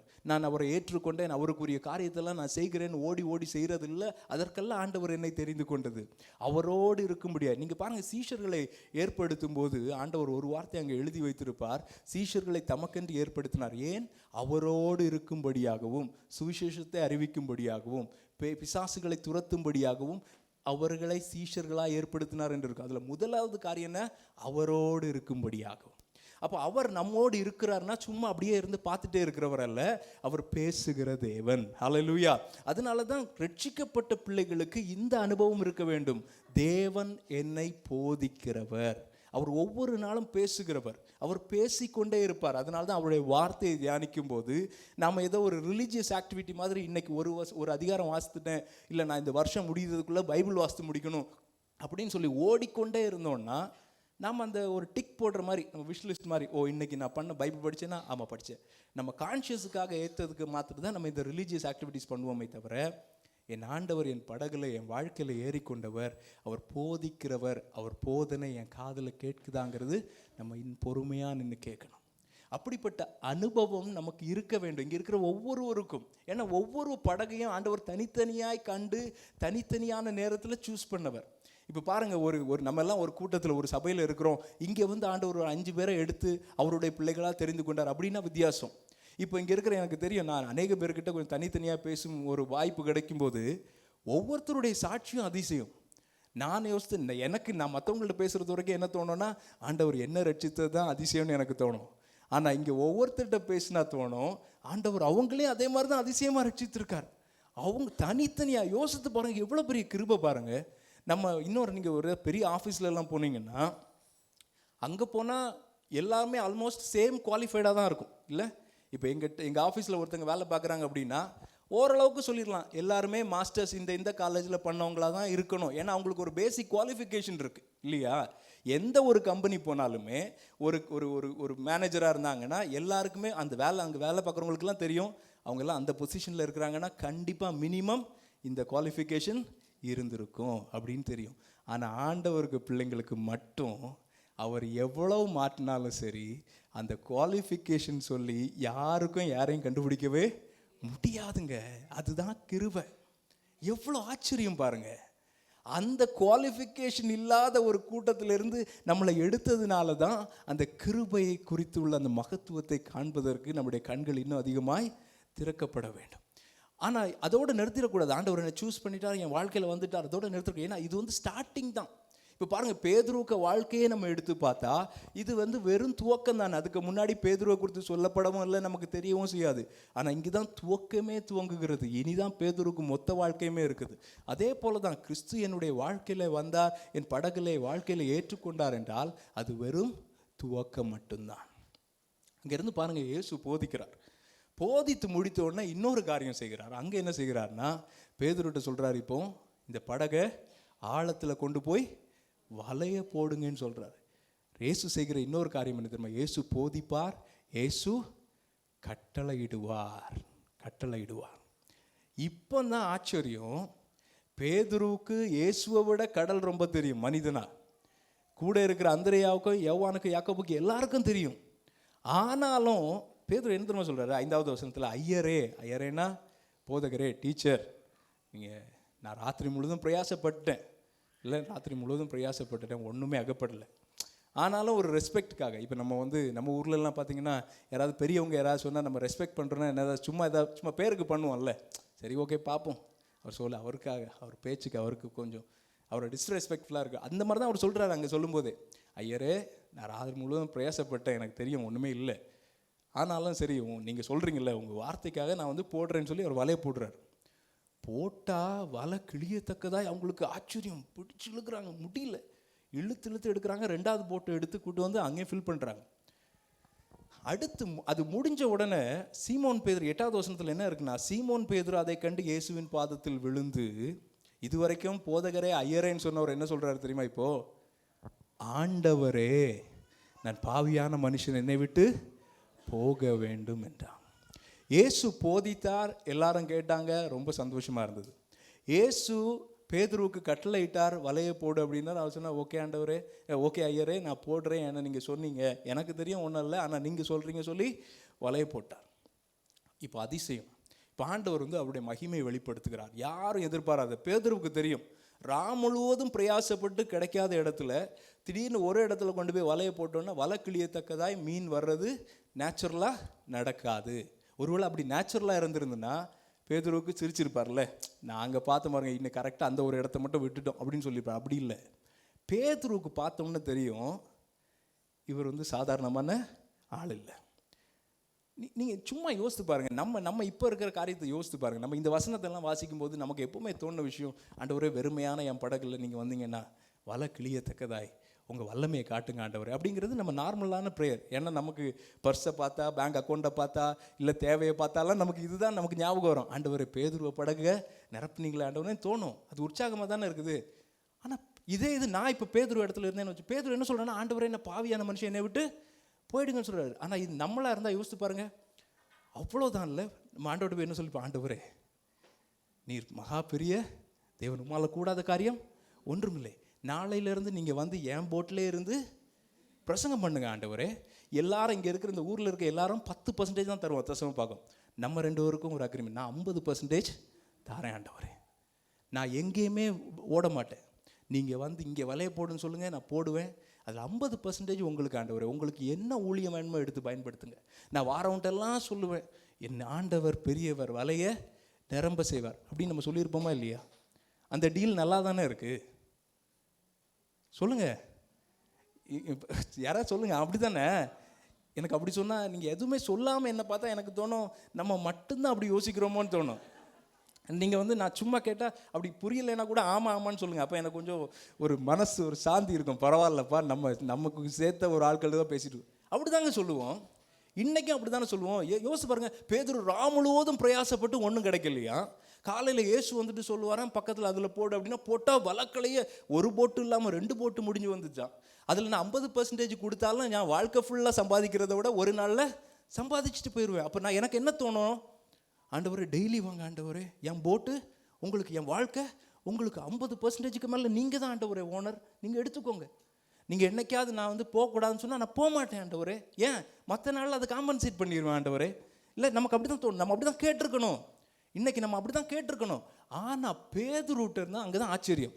பேதுரு என்ன சும்மா சொல்கிறாரு, போதகரே நீ நல்லா அழகாக ப்ரீச் பண்ணீங்க, போதகரே உங்கள் ரெஸ்பெக்ட் பண்ணி போடுறேன்னு சொன்னவர், இயேசுவின் மகிமை பார்த்தோன்னு அவனுக்கு தெரியும் இது மனிதனுடைய காரியம் அல்ல. அப்போ அவருக்கு தெரியும், அவர் வந்து தேவன் என்னை தேடி என் படகுல வந்து, அவனுக்கு தெரியும் அவன் நிலைமை, அவன் சொல்கிறான் என் படகுல அவர் பயன்படுத்தி இருக்கிறார். உடனே அவன் போய் என்ன சொல்கிறான் தெரியுமா, அந்த தேவனுடைய மகிமையை பார்த்தவன் என்ன சொல்கிறான்னா, ஆண்டவர் என்னை விட்டு போயிடுங்க, நான் பாவியான மனுஷன் ஆண்டவரே, நான் பாவியான மனுஷன் ஆண்டவரே. நமக்கு என்ன தெரியுமா புரியணும் இதில், தேவனுடைய மகிமையை காணும்போது நமக்கு நம்முடைய குறைவும் நம்முடைய இந்த தேவைகள் இருக்குது பாருங்க, அதையெல்லாம் நமக்கு கேட்க தோன்றது. நீங்கள் நல்லா புரியணும். நீங்கள் வேதத்தில், நீங்கள் இயேசு இடத்துல எத்தனையோ பேர் வந்திருப்பாங்க, ஆனால் சீஷர்கள் தான் கூட இருந்து அவருடைய மகிமையை காண்கிறவர்கள். ஆனால் பாருங்கள், ஒரு ஆச்சரியமான காரியம் பாருங்கள், நீங்கள் இந்த யோவான் 2வது அதிகாரத்தில் இந்த கானா ஊரில் நடக்கிற காரியத்தில் அதே ஒன்று பாருங்கள். யோவான் 2வது அதிகாரம், இயேசு செய்த முதலாவது அற்புதம் என்ன, கானா ஊரில் கல்யாண வீட்டில் திராட்சை ரசம் வந்து தண்ணீர் வந்து திராட்சை ரசமாக மாறுது. அது எல்லாருக்கும் தெரியும். அங்கே ஒரு தேவை வந்துடுச்சு. இப்போ மரியாள் வந்து சொல்கிறாங்க, எல்லாருக்கும் தெரிந்த கதையானாலும் நான் வேகமாக சொல்லுவேன். மரியாள் வந்து சொல்லுகிறாங்க. அப்போ அவங்க சொல்கிறாங்க, இல்லை இங்கே காலி ஆகிடுச்சு அப்படி. ஆண்டவர் அதிசயமாக அங்கே செய்கிறார். அங்கே பாருங்கள், அந்த 11வது வசனம் இப்படி சொல்லுகிறது, யோவான் 2:11, இவ்விதமாக இயேசு இந்த முதலாம் அற்புதத்தை கலிலேயாவில் உள்ள கானா ஊரிலே செய்து தம்முடைய மகிமையை வெளிப்படுத்தினார், அவருடைய சீஷர்கள் அவரிடத்தில் விசுவாசம் வைத்தார்கள். இங்கேயும் பாருங்கள், ஆண்டவர் அவருடைய மகிமை எப்படி வெளிப்படுத்துகிறார், ஒரு பெரிய ஒரு அதிசயம் மூலமாக ஒரு அற்புதம் செய்கிறார். அங்கே ஒரு குறை வருது வாழ்க்கையில், ஆண்டவர் அங்கே நிற்கிறார், அவர் கீழ்ப்படிய ஒரு கொஞ்சம் பேர்த்துல கட்டளை எடுக்கிறார், அவங்க செய்கிறாங்க, ஒரு பெரிய ஒரு அற்புதம் நடக்குது. சீஷர்கள் அவருடைய மகிமையை காண்கிறார்கள், அவரிடத்துல விசுவாசம் வைக்கிறார்கள். இப்போ என்ன விசுவாசம்னு நம்ம தான் யோசித்து பார்க்கணும். இப்போ நமக்கு என்ன விசுவாசம் இதுலேருந்து வருதுன்னா, என் வாழ்க்கையில் குறவு வந்தால் என் ஆண்டவர் என் வீட்டில் இருப்பாரானால் அவர் என் குறவை நிறைவாக்குவார். இப்போ பாருங்கள், மார்க்கு 6வது 7வது அதிகாரத்துலலாம் நினைக்கிறேன், அடுத்து நமக்கு தெரிந்த கதைகள். இயேசு 5 அப்பத்தை 2 மீனை வைத்து எத்தனை பேரை போஷித்தார், 5000 பேர். 7 அப்பங்களை வைத்து எத்தனை பேரை போஷித்தார், 4000 பேர். இதெல்லாம் அடுத்தடுத்து நடக்குது. இப்போ ஆச்சரியம் பார்த்தீங்கன்னா, இங்கே என்ன சொல்கிறது, சீஷர்கள் அவரிடத்தில் விசுவாசம் வைத்தார்கள். என்ன விசுவாசம், நம்மளை மாதிரி அவர் குறைவை நிறைவாக்குவார்ன்னு இருந்திருந்துன்னா, அன்றைக்கி 3 நாள் இருக்கும்போது இயேசு அவர்களை பார்த்து என்னென்ன சொன்னால், நீங்கள் இவங்களுக்கு சாப்பாடு கொடுங்கன்னு சொல்லும்போது சீஷர்கள்லாம் ஆடி போயிட்டாங்க. சீஷர்கள் என்ன தெரியுமா வந்து சொன்னாங்க, ஆண்டவரே ஒரு வருஷம் முழுவதும் நம்ம வேலை பார்த்தாலும் இவங்களுக்கு போதுமா ஆண்டவரே அப்படின்னு கேட்குறாங்க. அப்போ ஆண்டவர் என்ன சொல்ல, உங்கள்கிட்ட இருக்கிறத கொண்டு வாங்க. அப்போ 5 மீன் 5 அப்போ 2 மீன் கொண்டு வந்து ஆண்டவர் ஆசீர்வாதத்தை 5000 பேர் கொடுக்குறாங்க. அடுத்து 7000 பேர் அடுத்து போஷிக்கணும்ல 4000 பேருக்கு. அப்போ ஆண்டவர் கேட்குறாரு, இவங்களுக்கு கொடுங்கன்னு சொல்லும்போது சீஷர்கள் வந்து ஏதாவது சொன்னாங்களா, விசுவாசம் வைத்தார்கள். அவங்க என்ன சொல்லியிருக்கணும், ஆண்டவரே நீர் குறைவை நிறைவாக்குறவர் அல்லவா, இல்லை ஏன் ஆண்டவரே திருப்பியும் ஒரு அதே மாதிரி ஒன்று பண்ணுங்க ஆண்டவரே அப்படின்னு கேட்டிருந்துருக்கணும். அதுதானே விசுவாசம், அதுதானங்க விசுவாசம். நமக்கே பேதுருவோட கதையை படிச்சுட்டு நமக்கு தோணுது, என் படகுல ஒன்றும் இல்லாத படகுல ஆண்டவர் நிரப்புவார்னு நமக்கு வாஸ்தவனே தோணுது. கானா ஒரு கல்யாணத்தில் குறவு வந்தது, ஆண்டவர் நிறைவாக்கிடுவார், மகிமை காட்டிடுவான்னு தோணுது. ஆனால் கூடையே இருந்து பார்த்தவங்களு வேதமும் சொல்லுது, சீஷர்கள் அவரிடத்தில் விசுவாசம் வைத்தார்கள் என்று சொல்லுகிற அந்த வேளையிலையும் இப்படிப்பட்ட குறைவுகள் வரும்போது சீஷர்களை போய் ஆண்டவரே ஏன் ஆண்டவரை திருப்பியும் அந்த அற்புதம் செய்யலைன்னு கேட்கல. வேதம் பொய் சொல்லவில்லை. சீஷர்கள் தேவனிடத்தில் விசுவாசம் வைத்தார்கள் என்று வேதம் பொய் சொல்லவில்லை. ஒரு விஷயம் நல்லா புரிஞ்சுக்கணும், நம்ம விசுவாசம் எங்கே இருப்பது என்பதை நன்றாய் நாம் வேதத்தின் அடிப்படையில் நம்ம கொஸ்டின் பண்ணி பார்க்கணும். அப்போ என்ன அவர்கள் விசுவாசம் வைத்தார்கள் தெரியுமா, என்ன பேதுருக்கு விசுவாசம் தெரியுமா, பேதுருக்கு என்ன விசுவாசம் தெரியுமா, இது மனிதனால் உண்டானதல்ல, இது தேவனுடையவர், இவர் தேவன், இவர் தேவகுமாரன். சீஷர்கள் அவரிடத்தில் விசுவாசிக்கும்போது என்ன தெரியுமா உங்களுக்கு விசுவாசம், இவர் மனிதன் அல்ல, இவர் தேவன், தேவகுமாரன், அவர் எனக்கு ஆண்டவர், அதனால தான் இயேசுவை நம்பி பேதுரு எல்லாத்தையும் விட்டுட்டு போனார். பாருங்க, பேதுருக்கு படகு ஃபுல்லாக நிரம்பி இருக்கும்போது ஆண்டவர் சொல்கிறாரு, அவன் பயந்து சொல்கிறான், ஆண்டவர் என்னை விட்டு போயிடுங்கன்னு சொல்லும்போது ஆண்டவர் சொல்கிறார், இல்லை இல்லை நான் தனியாக போகல, நீ என் கூட வந்துரு, நான் உன்னை மனுஷனை பிடிக்கிறவன் ஆக்குறேன்னு சொல்லும்போது அடுத்த வசனம் சொல்லுது, அவன் படகையும் எல்லாவற்றையும் விட்டு விட்டு இயேசுவின் பின் சென்றான். எப்படிங்க போக முடியும்? எப்படி போக முடியும்னா அவன் அந்த மகிமையை கண்டான். அவர் ஆண்டவர் என்கிற தேவனுடைய மகிமையை கண்டான். அந்த மகிமையை பார்க்கும்போது மட்டும்தான் இந்த உலகத்தில் இருக்கிற குறையோ தேவையோ இருக்கு பாருங்க, இது நமக்கு பெருசா தெரியாது. அதை நம்ம நல்லா புரிஞ்சுக்கணும். இன்னொன்று பாருங்க, அவர் தேவனாய் இருக்கிறார் என்று சொல்லி அவனுக்கு அந்த புரிதல் வந்தாலே அவனுடைய கீழ்ப்படிதல் ரொம்ப வித்தியாசமாக மாறிடும். இந்த மகிமை ஆண்டவர் எப்போ வெளிப்படுத்துகிறார் பாருங்க, கானா ஒரு கல்யாண வீட்டில் நடந்த அதே காரியத்தை நான் சொல்கிறேன் நமக்கு ஈஸியாக புரிகிறதுக்காக. பாருங்கள், இப்போது ஒரு கல்யாண வீட்டில் எல்லாம் அரேஞ்ச் பண்ணி எல்லாம் ரெடியாக நல்லா போயிட்டுருக்கு. திடீர்னு குறவு வந்துடுச்சு. குறவு வந்தும்போது மரியாள் வந்து சொல்கிறாங்க, மரியாள் வந்து ஒரு வீட்டில் பாருங்கள், நம்ம வீட்டில் குறவு வந்துடுச்சுன்னா நம்ம ஊரில் இருக்க எல்லாத்தையுமே போய் சொல்ல போகிறோம் இல்லை, யார் ரொம்ப க்ளோஸாக இருக்காங்களோ, யார் எதாவது சப்போர்ட் பண்ண முடியுமோ அவங்கள்ட்ட சொல்லுவோம். அப்போ மரியாளுக்கு அந்த விஷயம் தெரிஞ்சிருக்குனாலே என்ன அர்த்தம்னா, அவங்க இயேசுக்கு கொஞ்சம் க்ளோஸ் ஆனால் கொஞ்சம் ஃபேமிலி. அப்போ மரியாள் வந்து சொல்கிறாங்க இயேசுக்கிட்ட, அவங்களுக்கு திராட்சை ரசம் இல்லை அப்படின்னு சொல்லும்போது இயேசு சொன்ன ஒரு பயங்கர விசித்திரமான ஒரு பதில். இயேசு என்ன சொல்லுவார், ஸ்திரீயே உனக்கும் எனக்கும் என்ன, என் வேலை இன்னும் வரவில்லை. உடனே அடுத்த வசனம் இப்படியா சொல்லுது, மரியாள் உடனே வேலை வராததுனாலே திரும்பி போய்விட்டார்கள். அப்படியா இருக்குது? இல்லை, மரியாள் உடனே என்ன தெரியுமா செய்கிறாங்க, அப்படியாப்பா ஒன்றும் கேட்கல, மரியாள் உடனே திரும்பி அங்கே இருந்த வேலைக்காரர்களை பார்த்து சொல்கிறாங்க, அவர் உங்களுக்கு என்ன சொல்லுகிறாரோ அதன்படி செய்யுங்கள். இது வரைக்கும் ஆண்டவர் வெளியரங்கமாக எந்த அதிசயமும் அற்புதமோ செய்யவில்லை. இதுதான் முதலாவது அற்புதம். ஆனால் சீஷர்களுக்கும் ஒன்றும் தெரியாது, இயேசு இப்படிப்பட்ட அற்புதங்களை செய்வார் என்றும் ஒன்றும் தெரியாது. ஆனால் மரியாளுக்கு ஒரு விஷயம் தெரியும். என்ன தெரியுமா? லூக்கா 1வது அதிகாரத்தில் நமக்கு தெரியும், மரியாள் இடத்துல தூதன் வந்து வாழ்த்து சொல்லும்போது, நீ ஒரு குமாரனை பெறுவா என்று சொல்லும்போது மரியாள் சொல்கிறாங்க, நானும் கணவனை புருஷனை அறியேனே, இது எப்படி ஆகும்னு சொல்லும்போது தூதன் சொல்லுகிறான், பரிசுத்த ஆவியான உண்மையில் நிழலிடுவார், அதோடு நீ அப்போ ஒரு குமாரனை பெற்றெடுப்பாய். உடனே மரியாள் சொன்ன ஒரு வார்த்தை உண்டு. மரியாள் என்ன தெரியுமா சொல்கிறாங்க, நான் தேவனுடைய அடிமை, அவர் வார்த்தையின்படி எனக்கு ஆக கடவுது. மரியாள் இடத்துலேருந்து கற்றுக்கொள்ள வேண்டிய மிகப்பெரிய பாடம் என்ன தெரியுமா?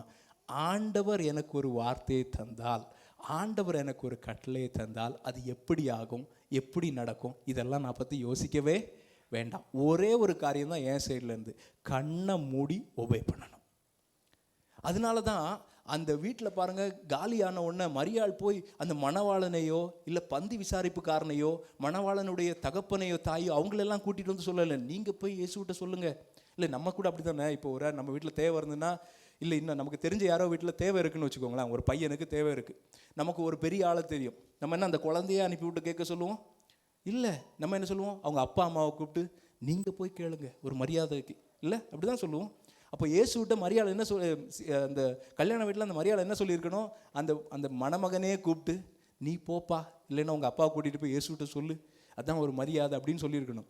ஆனால் மரியாள் யார்கிட்ட நம்ம சொன்னாங்க, அங்கே இருக்கிற வேலைக்காரங்களை பார்த்து சொல்கிறாங்க, அவர் உங்களுக்கு என்ன சொல்லுகிறாரோ அதன்படி செய்யுங்கள். ஏனென்றால் மரியாளுக்கு தெரியும், அங்கே இருக்கிறதுலையே இப்போ அவர் வார்த்தைக்கு ஒபே பண்ணுற ஒரே கூட்டம் யார் தெரியுமா?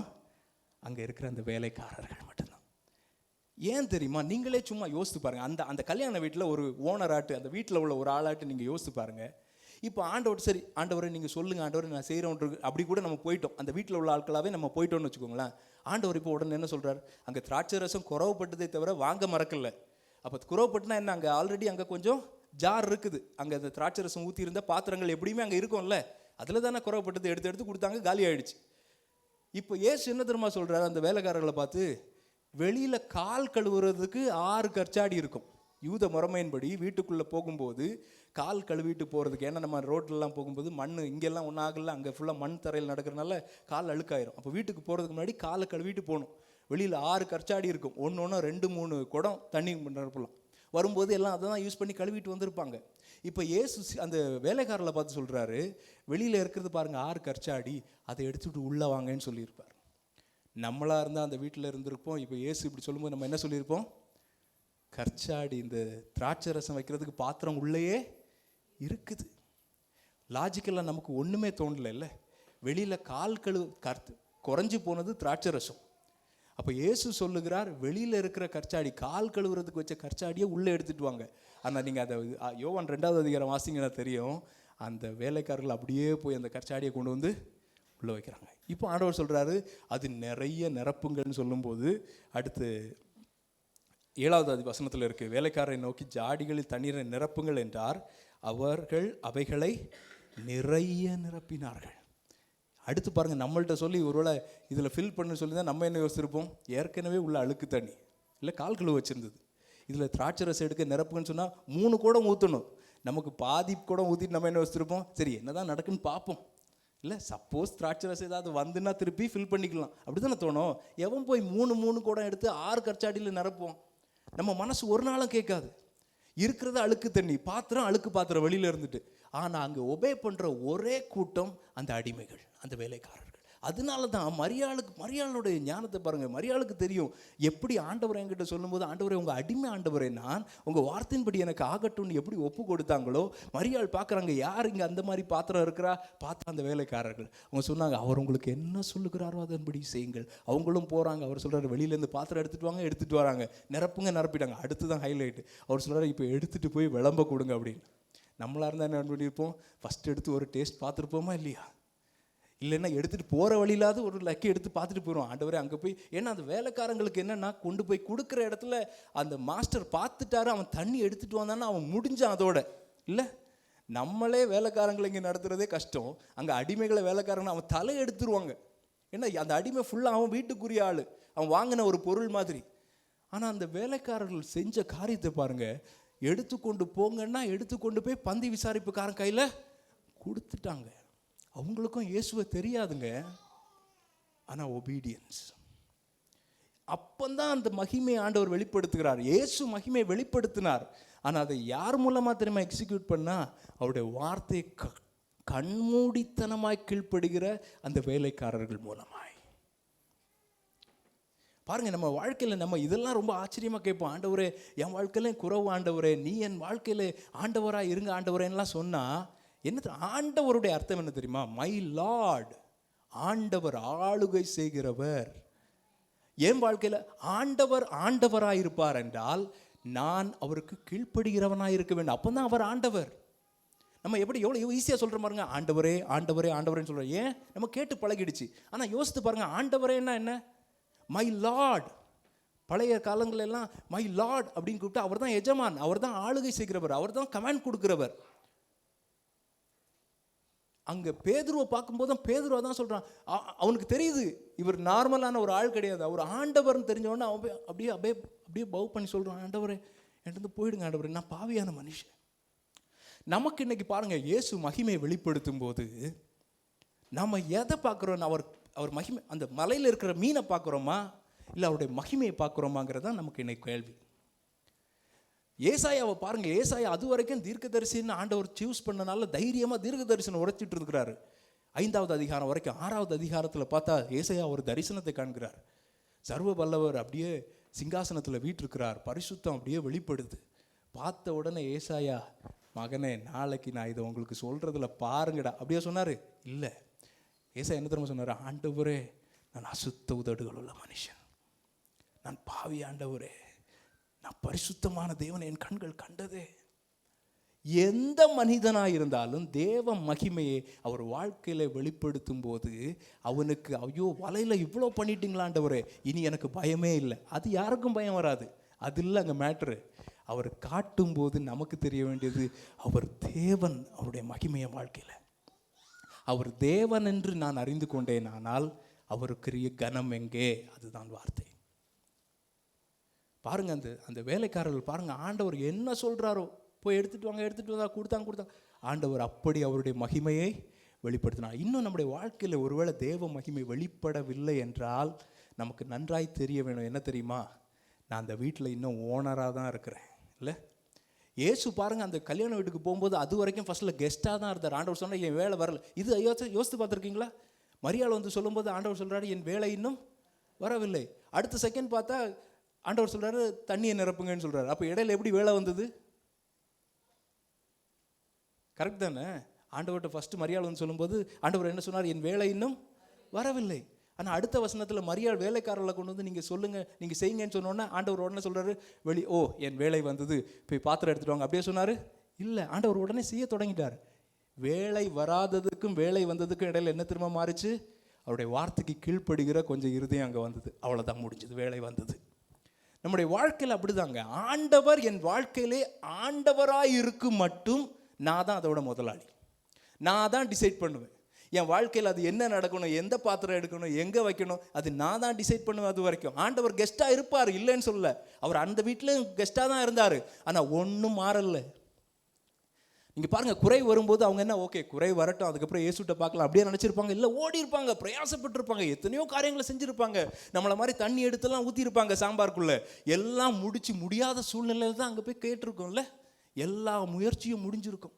அப்போ தான் இயேசுகிட்ட போய் சொல்லியிருப்பாங்க, உங்களுக்கு போயிடுச்சு, எல்லாம் முடிஞ்சிருச்சு, நீ ஒன்றும் பண்ண முடியாது. மரியாளுக்கு தான் தெரியும் ஒன்றும் பண்ண முடியாத இடத்துல ஒரே ஒருத்தருக்கு தான் இங்கே இருக்கிறவரில் பண்ண முடியும், அவர் ஆண்டவராக இருந்தால் மட்டும். நம்ம வாழ்க்கையில் அப்படிதாங்க. அநேக குறைகள், அநேக தேவைகள், வெறுமைகள்லாம் வரும்போது நம்ம ஆண்டவரே, நான் வசனத்தை பார்க்குறேன், நான் விசுவாசிக்கிறேன், உங்களால் எல்லாம் கூடும் ஆண்டவரே அப்படின்னு சொன்னாலும், என் வாழ்க்கையில் நீங்கள் ஆண்டவராக இருக்கீங்களா ஆண்டவரேன்னு தான் நம்ம கேட்கணும். அவர் மாற மாட்டார். இல்லை, அவர்கிட்ட போய் நீங்கள் பாருங்கள், பேதுரு வந்த உடனே, ஆண்டவரே நான் தான் போட் தந்தேன்ல ஆண்டவரே, பிரசங்க இவ்வளோ நேரம் அழகாக பேசுனீங்கல்ல, நீங்கள் உள்ளே கொஞ்சம் தள்ளி விட சொன்னீங்க, தள்ளி விட்டேன், சரி கொஞ்சம் மீனையாக தந்துட்டு போகலாம் அப்படியே கேட்டார்? அப்படி கேட்டாரா? இல்லை. ஆண்டவர் சொல்ல, நீ வலையை போடு, உனக்கு தேவை இருக்கு, எனக்கு தெரியும், நீ போடு. ஆனால் நம்முடைய ஜெபத்தை பாருங்கள். நம்ம இன்னைக்கு என்ன தெரியுமா கேட்குறோம்? ஆண்டவரே நான் தான் சர்ச்சுக்கு வந்தேன்ல ஆண்டவரே, பைபிள் வாசிக்கிறேன்ல ஆண்டவரே. நம்மையே ஆராய்ச்சி பாருங்களேன். நம்ம கேட்குற நம்முடைய ஜெபத்தை எல்லாம் நீங்கள் எடுத்து பார்த்தீங்கன்னா ஆச்சரியமாக இருக்கும். வேதத்தில் நீங்கள் நான் உங்களுக்கு சவால் விட்டு சொல்கிறேன். நீங்கள் நியூ டெஸ்டமென்ட் இருக்குல்ல, புதிய ஏற்பாடு, மத்தேயுவிலிருந்து யூதா வரைக்கும், அதாவது சுவிசேஷங்களும் அப்போஸ்தல நடபடிகளும் இருக்கிற இந்த வெளிப்படுத்தல் இப்போதைக்கு விட்டுருங்க. அதை பாஸ்து நம்ம பெரிய கொஸ்டின்லாம் பண்ணி வந்துடும், அதை விட்டுருங்க இப்போதைக்கு. மத்தேயுவிலேருந்து யூதா வரைக்கும் நீங்கள் எடுத்து வாசிக்கும்போது எங்கெல்லாம் இயேசுடைய மகிமையை கண்டார்களோ, எங்கெல்லாம் வாக்குத்தத்தத்தை குறித்து பேசியிருக்கிறதோ, எங்கெல்லாம் ஜெபத்தை குறித்து பேசியிருக்கிறதோ, நீங்கள் சும்மா பாருங்கள். பார்த்துட்டு நம்முடைய வாழ்க்கையில் நாம் விசுவாசம் என்று எதை பிடிச்சிருக்கிறோம், இல்லை வாக்குத்தத்தோன்னு எதை பிடிச்சிருக்கிறோம், ஜெபோன்னு நம்ம எதை செய்கிறோம் நீங்கள் கம்பேர் பண்ணி பார்த்தீங்கன்னா, நம்முடைய இது எல்லாமே இந்த உலகத்துக்குரியதில் மட்டும்தான் இருக்கும். ஆண்டவரே என் பிள்ளைக்கு ஒரு கல்யாணம், எனக்கு ஒரு வீடு, இல்லை எங்களுக்கு ஒரு காரு. நான் இது தேவைகள் இல்லைன்னா சொல்ல. ஆனால் நமக்கு என்ன தெரியுமா, இங்கே பாருங்கள், இந்த பேதுருவை வலையெல்லாம் விட்டுட்டு வந்திருப்பா அப்படின்னு சொல்லும்போது, அந்த வெறுமையான படகா இருந்தபோது கூட நீ விட்டுட்டு வான்னு சொன்னால் தைரியமாக போயிருப்பார். ஏன்னா அவருக்கு தான் தெரியும், ராத்திரி முழுவதும் பார்த்தா ஒன்றும் கிடைக்கல, இனி பின்னால் ஏதாவது கிடைக்கும் தெரியும். இப்போ கூப்பிடும்போது அப்படி இல்லைங்க, வலை நிரம்பி, படகு நிரம்பி, பக்கத்தில் உள்ள படகெல்லாம் நிரம்பிடுச்சு. இப்போ ஆண்டவர் சொல்கிறாரு, என் பின்னாடி வாப்பா அப்படின்னா, பேதுருவுக்கு என்ன தெரியுமா தெரிஞ்சுது? இதெல்லாம் ஒன்றுமே இல்லைங்க, இவர் ஆண்டவர், அவர் என் படகுல வந்துட்டார், என்னை கூப்பிட்றாரு, நான் போகிறேன்னு சொல்லி விட்டுட்டு போயிட்டார். அதுதான் நம்ம ஆண்டவரிடத்தில் பார்க்கிறோமாங்கிறத நம்ம அறிந்து கொள்ள வேண்டும். நம்முடைய ஜபங்கள், நாம் ஆண்டவராய் பார்க்கிறோமா, இல்லை ஆண்டவரை நமக்கு ஏதோ இந்த காரியங்களை செய்து தரதுக்குள்ளே ஆளாக பார்க்குறோமான்னு நீங்கள் யோசித்து பார்க்கணும். நீங்கள் ஒருவேளை யோசித்து பாருங்கள், நம்ம ஒருவேளை நமக்கு தெரிந்த யாராவது ஒரு பெரிய ஒரு பணக்காரன், இப்போ எலான் மஸ்கே எடுத்துக்கோங்களேன், உலகத்திலேயே பெரிய பணக்காரன் எலான் மஸ்க் இல்லையா? அவருக்கு எவ்வளோ சொத்துன்னு யாருக்குமே இது வரைக்கும் ஒழுங்காக தெரியாது, அவ்வளோ சொத்து. இப்போ எனக்கு அவரை தெரியும்னு வச்சுக்கோங்களேன், அவர் என் மேலே ரொம்ப ஏதோ ஒரு அன்பில் என்கிட்ட ரொம்ப ஏதோ பழகுறாரு, டெய்லி கூப்பிடுவார், பேசுவார்னு வச்சுக்கோங்களேன். நான் உண்மையிலே அவர் ஏதோ ஒரு அன்பு என் மேலே, ஏதோ ஒரு அன்பிலே என்கிட்ட பழகிட்டார். நான் உண்மையிலே அவருடைய அன்பை என் மேலே நான் கனப்படுத்துன்னு வச்சுக்கோங்களேன். நான் கூப்பிடும் போதெல்லாம் நான் போயிட்டு, என் பிள்ளைக்கு நாளைக்கு அட்மிஷனுக்கு ஒரு 2 லட்ச ரூபா வேணும் இப்படி கேட்பேனா? கேட்க மாட்டேன். நான் அவரோட அந்த ஃப்ரெண்ட்ஷிப்பை தான் கனப்படுத்துவேன். ஏன்னா அது அவ்வளோ பெரிய ஆள் என் கூட ஃப்ரெண்ட் ஆகிட்டார். இல்லை வெளியே சொல்கிறதுக்கு நல்லாயிருக்கும், ஆனால் நான் ஒரு நாளும் போய் என் தேவைக்காக அவரை கொண்டு பயன்படுத்த மாட்டேன். நான் ஒரு நாளும், எலான் மஸ்க் நீங்கள் அந்த ஸ்கூலில் ஃபோன் பண்ணி ஒரு அட்மிஷன் கேட்பீங்களா அப்படி கேட்க மாட்டேன். ஏன்னா அது அவரை நான் கனவீனப்படுத்துகிற மாதிரி ஆகிடும். இல்லை எனக்காக அவர் ஓடி போய் பண்ணுற மாதிரி யோசித்து பாருங்கள். ஆனால் நம்ம ஆண்டவரை நிறைய இடத்துல அப்படி தாங்க பயன்படுத்துவோம். ஆண்டவர் சொன்னார், 2 எஜமானனுக்கு உங்களால் ஊழியம் செய்ய கூடாது. ஒருவனை பகைச்சு இன்னொருவனை நேசிப்பீங்க. அப்போ உடனே நம்ம சொன்னோம், ஆண்டவரே உலக பொருளுக்கு நாங்கள் அது எங்களுக்கு எஜமான் கிடையாது ஆண்டவரே, நாங்கள் உண்மையே சேவிப்போன்னு வந்தோம். ஆனால் திருப்பி நீங்கள் அப்படியே உங்கள் வாழ்க்கையை நம்ம யோசித்து பார்த்தா என்ன தெரியும், அந்த ஆண்டவரை பயன்படுத்தி உலக பொருளை எடுக்கிறதுக்கு நம்ம ட்ரை பண்ணிகிட்டே இருப்போம். ஆண்டவரே அந்த எஜமானுக்கு நான் ஊழியம் செய்ய மாட்டேன், ஆனால் நீங்கள் எப்படியாவது அதை கொண்டு வந்து என்கிட்ட தந்துருங்க ஆண்டவரே. அது நல்லா தானே இருக்கும், ஒருத்தருக்கு ஊழியம் செஞ்சால் போதும். நம்முடைய ஜெபங்கள் பாருங்கள், நீங்கள் அதான் ஆண்டவர் ஜெபத்தை குறித்து சொல்லும்போது ஆண்டவர் சொன்னார், பரலோகத்தில் இருக்கிற எங்கள் பிதாவே உம்முடைய நாமம் பரிசுத்தப்படுவதாக, உம்முடைய ராஜ்யம் வருவதாக, உம்முடைய சித்தம் பரலோகத்தில் செய்யப்படுவது போல பூமியிலேயும் செய்யப்படுவதாக. பாருங்க, இந்த ஜெபத்துல எல்லாம் சொல்லும்போது ஆண்டவர் என்ன சொல்லுகிறார்னா, பரலோகத்தில் அவருடைய சித்தம் செய்யப்படுது. எப்படி? அவர் சும்மா தூதர்கள் கட்டளை இடுவார், அப்படியே எல்லாம் உடனே தூதர்கள் செஞ்சுருவாங்க, யாரும் திருப்பிலாம் கேட்க மாட்டாங்க, அப்படியே செஞ்சுருவாங்க. இப்போ என்ன தெரியுமா ஆண்டவர் சொல்லி கொடுக்குறார், ஜெபம் என்ன பண்ணணுன்னு. ஆண்டவர் இந்த பூமியில் என் வாழ்க்கையில் உங்கள் சித்தம் அப்படியே செய்யப்படுவதாகன்னு கேட்டுட்டு நம்ம சித்தத்தை எல்லாம் ஜெபத்தில் சொல்லிடுவோம். இல்லை, நீங்கள் யோசிச்சு பாருங்கள், நம்ம ஜெபத்தை நீங்களே ஒரு ஜெபத்தை நீங்களே ஆராய்ந்து பாருங்கள். எனக்கு உங்கள் ஜெபம் தெரியாது, என் ஜெபம் உங்களுக்கு தெரியாது, ஆனால் எனக்கு ஒரு நல்ல கான்ஃபிடென்ஸ் இருக்குது நம்ம என்ன ஜெபம் பண்ணுவோம். நீங்களே உங்கள் ஜெபத்தை கொஞ்சம் ஆராய்ந்து பாருங்கள். ஆண்டவரே இந்த காரியத்தில் உங்கள் சித்தம் நிறைவேறட்டும் ஆண்டவரே, இந்த காரியமாக உங்கள் சித்தம் அப்படி சொல்கிறோமா? இல்லை, ஆண்டவரே உங்கள் சித்தம் நிறைவேறட்டுன்னு ஃபஸ்ட் சொல்லிவிட்டு இந்த காரியத்தை இப்படி பண்ணிடுங்க ஆண்டவரே, அந்த காரியத்தை அப்படி பண்ணிடுங்க ஆண்டவரே, இங்கே போய் இதை முடிச்சிருங்க ஆண்டவரே, அங்கே அவனை போட்டு தள்ளிடுங்க ஆண்டவரே. இப்படி தான் நம்ம ஜெபங்கள் இருக்குது. யோசிச்சு பாருங்கள். ஏன் தெரியுமா? நம்ம ஆண்டவரே உங்கள் சித்தம்னு சொல்கிறது என்ன யோசிக்கிறோம் அப்படின்னா, ஒரு ஜெனரலாக ஓவராலாக போயிடட்டும்.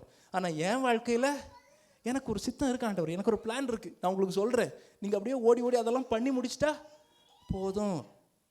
ஏன் தெரியுமா? இன்னும் அவரை ஆண்டவராய் அந்த மகிமையிலே நம்முடைய கண்கள் இன்னும் பார்க்கவில்லை.